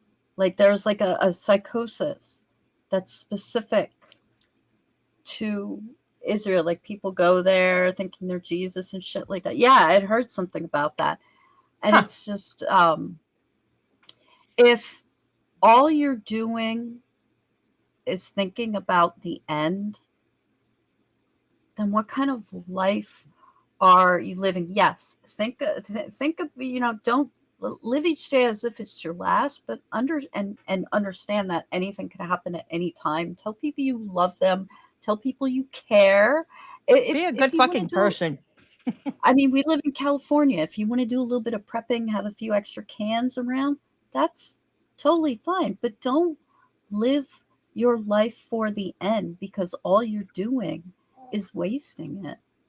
And do you think California is the only state that needs extra good stuff? I'm sorry. Why did you say we live in California? If you want to get extra goods. Oh, it didn't make sense to me at first. Earthquakes. Okay. Oh, yeah. Sorry. Yeah. Yeah. And why does California the only state that needs extra goods? No. But and now that makes sense. You threw me for a loop there for a second. I was like, what?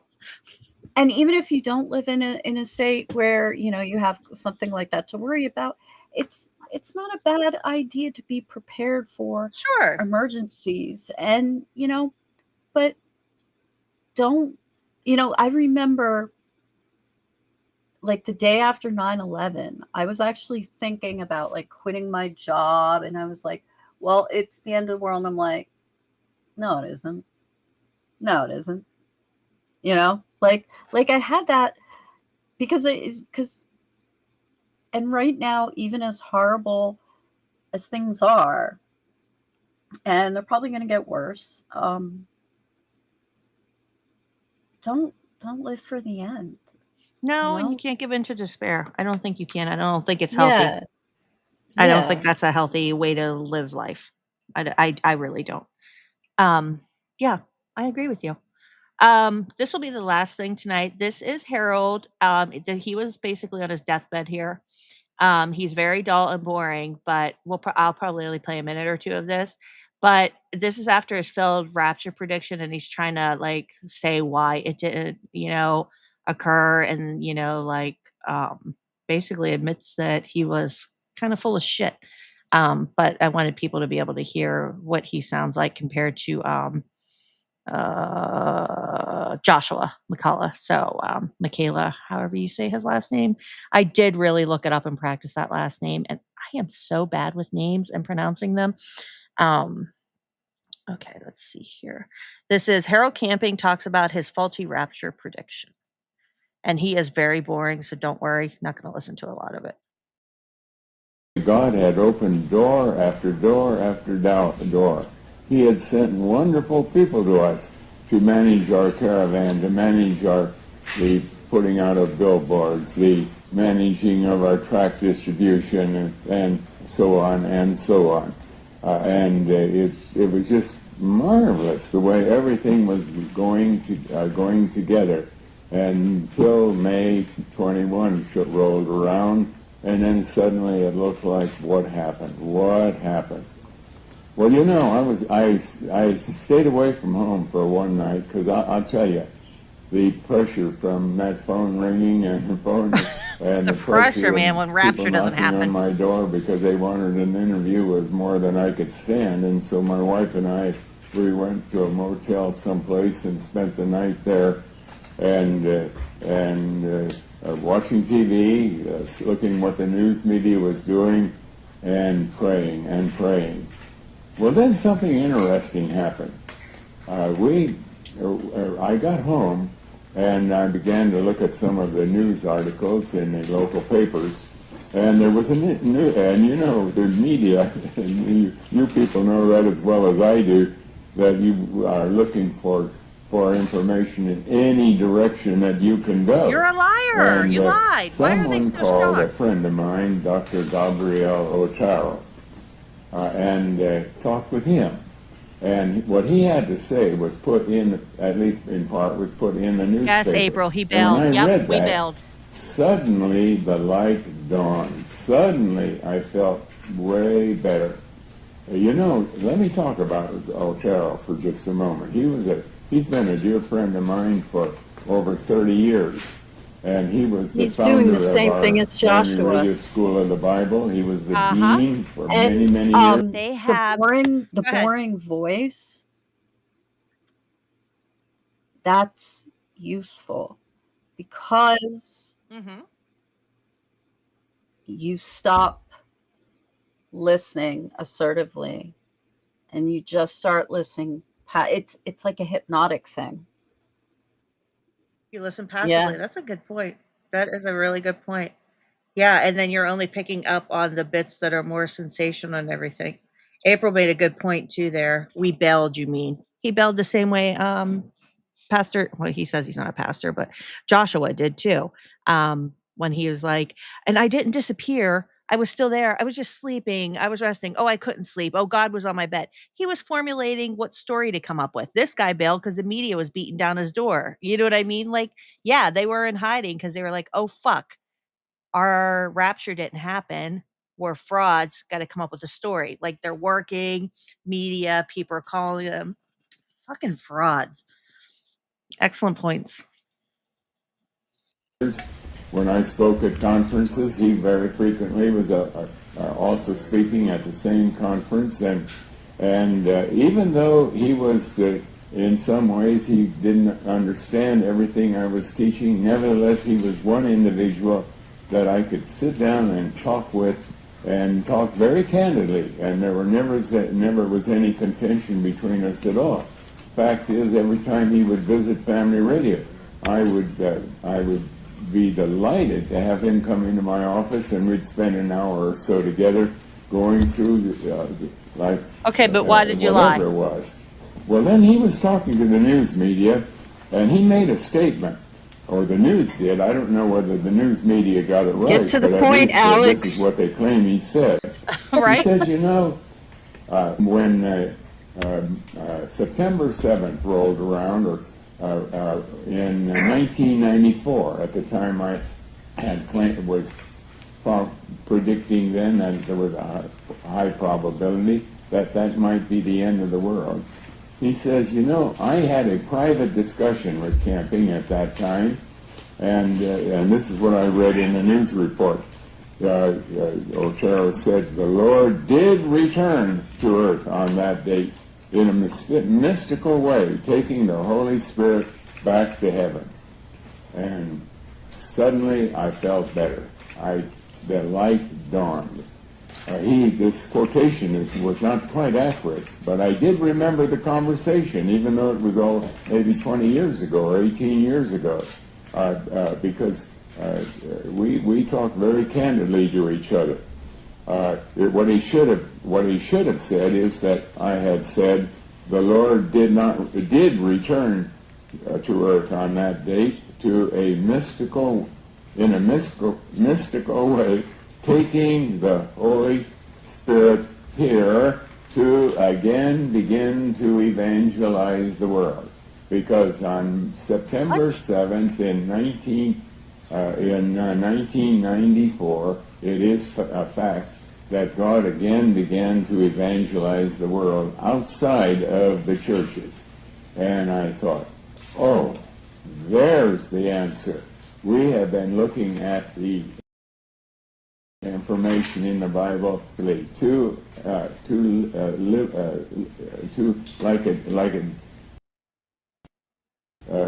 like it was really going to happen, when the Bible is a very Too spiritual literally, book. although you were taking the There's a lot Bible of things too in it literally, that are very it's factual, of spiritual. course, very factual.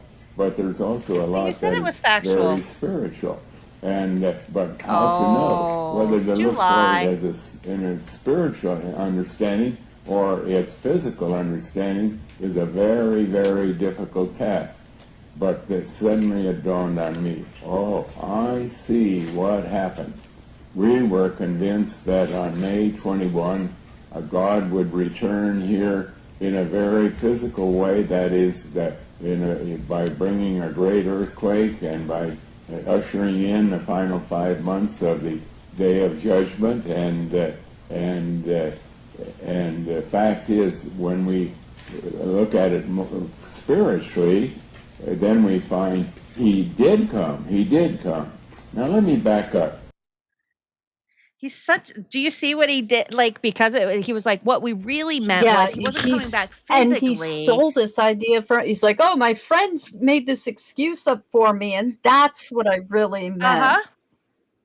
Yeah, and it's the same thing that Joshua did. Well, I saw Yeah. this video, and if you watch this video, you'll see the guy actually explain what really And should have you know happened. what? And Fraud.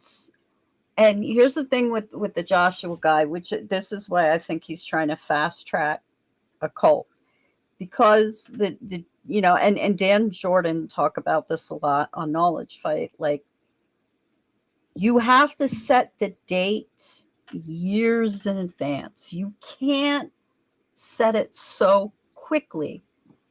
That is too. You need to make a waiting period. You have to make it like a roller coaster with a long uphill. Yeah. But today, because everything is so instantaneous and everybody needs instant gratification, they need this, they need that.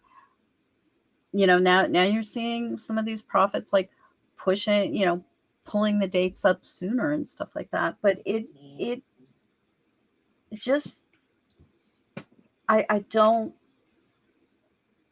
I can't, Like, it's just to have it that rapid, like, because like you have to have like, okay, they wanted the instant gratification, but then the cognitive dissonance they have to feel so rapid, like, and you're going to have to keep giving them dates or why this didn't happen, and you're going to have to come up with another rapid story, like, because right now Joshua has himself tied to what was October 7th and 8th.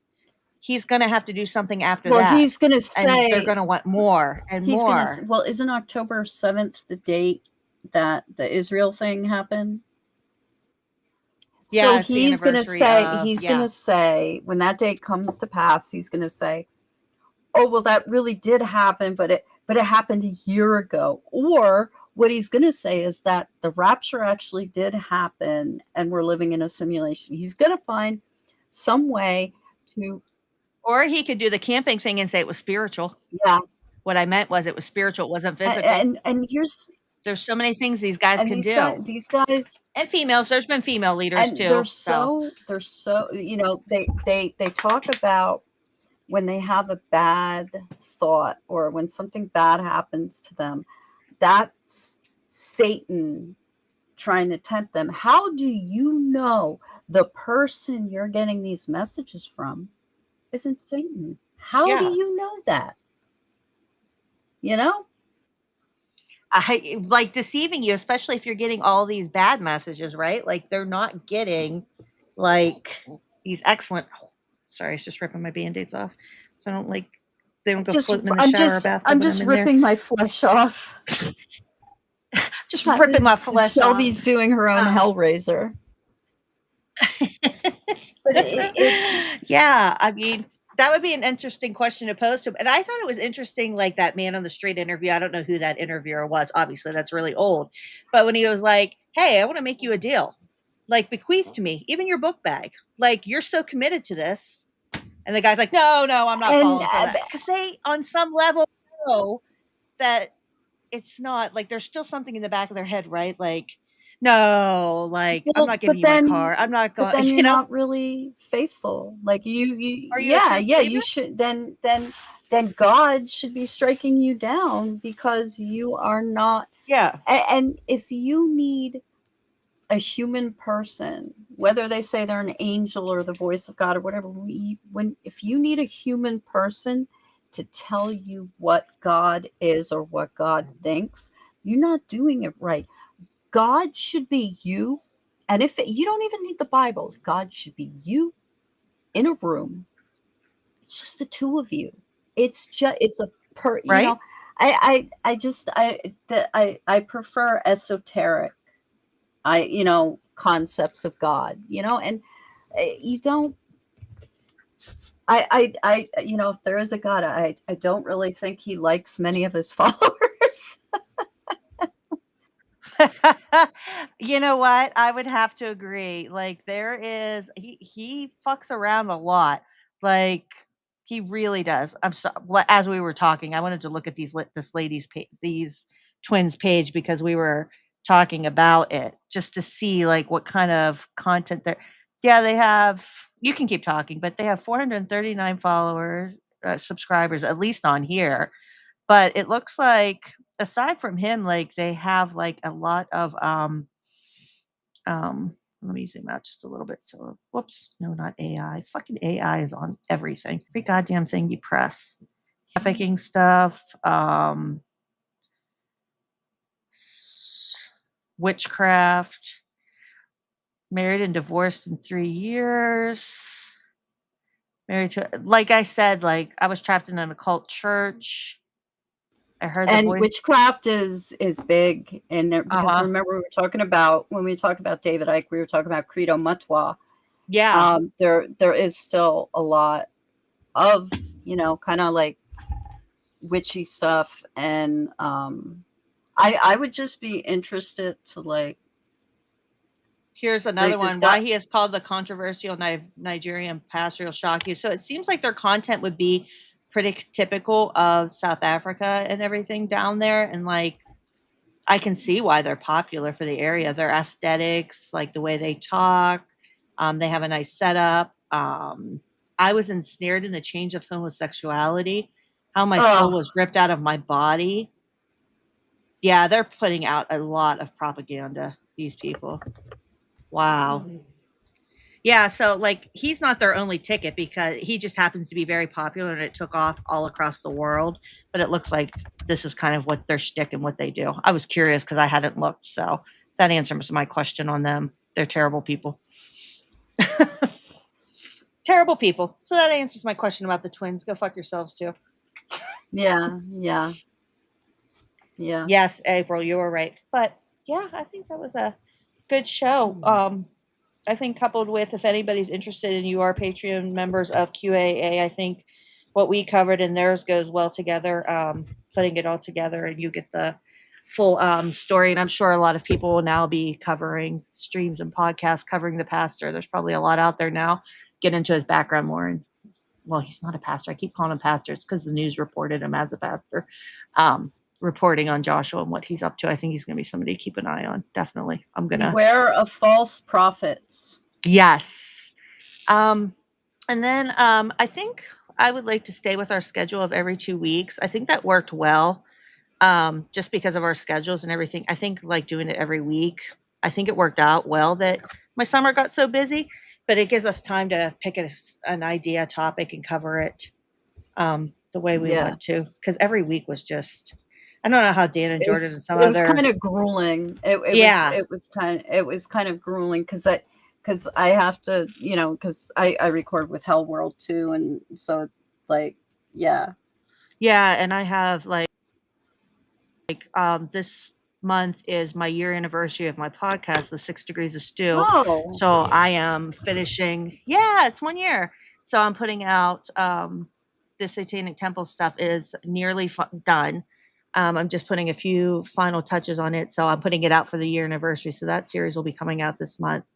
So it'll be nice though. And I'm contacting some other people to do some projects and different interviews. And I'd like to do some other And stuff we're gonna too, have but I think every 2 Noelle, weeks right? works We're for. gonna have Noelle on. Yeah. Yeah, we'll do her too. Okay. Not that'll probably be a podcast, probably not a live Yeah. stream. Yeah.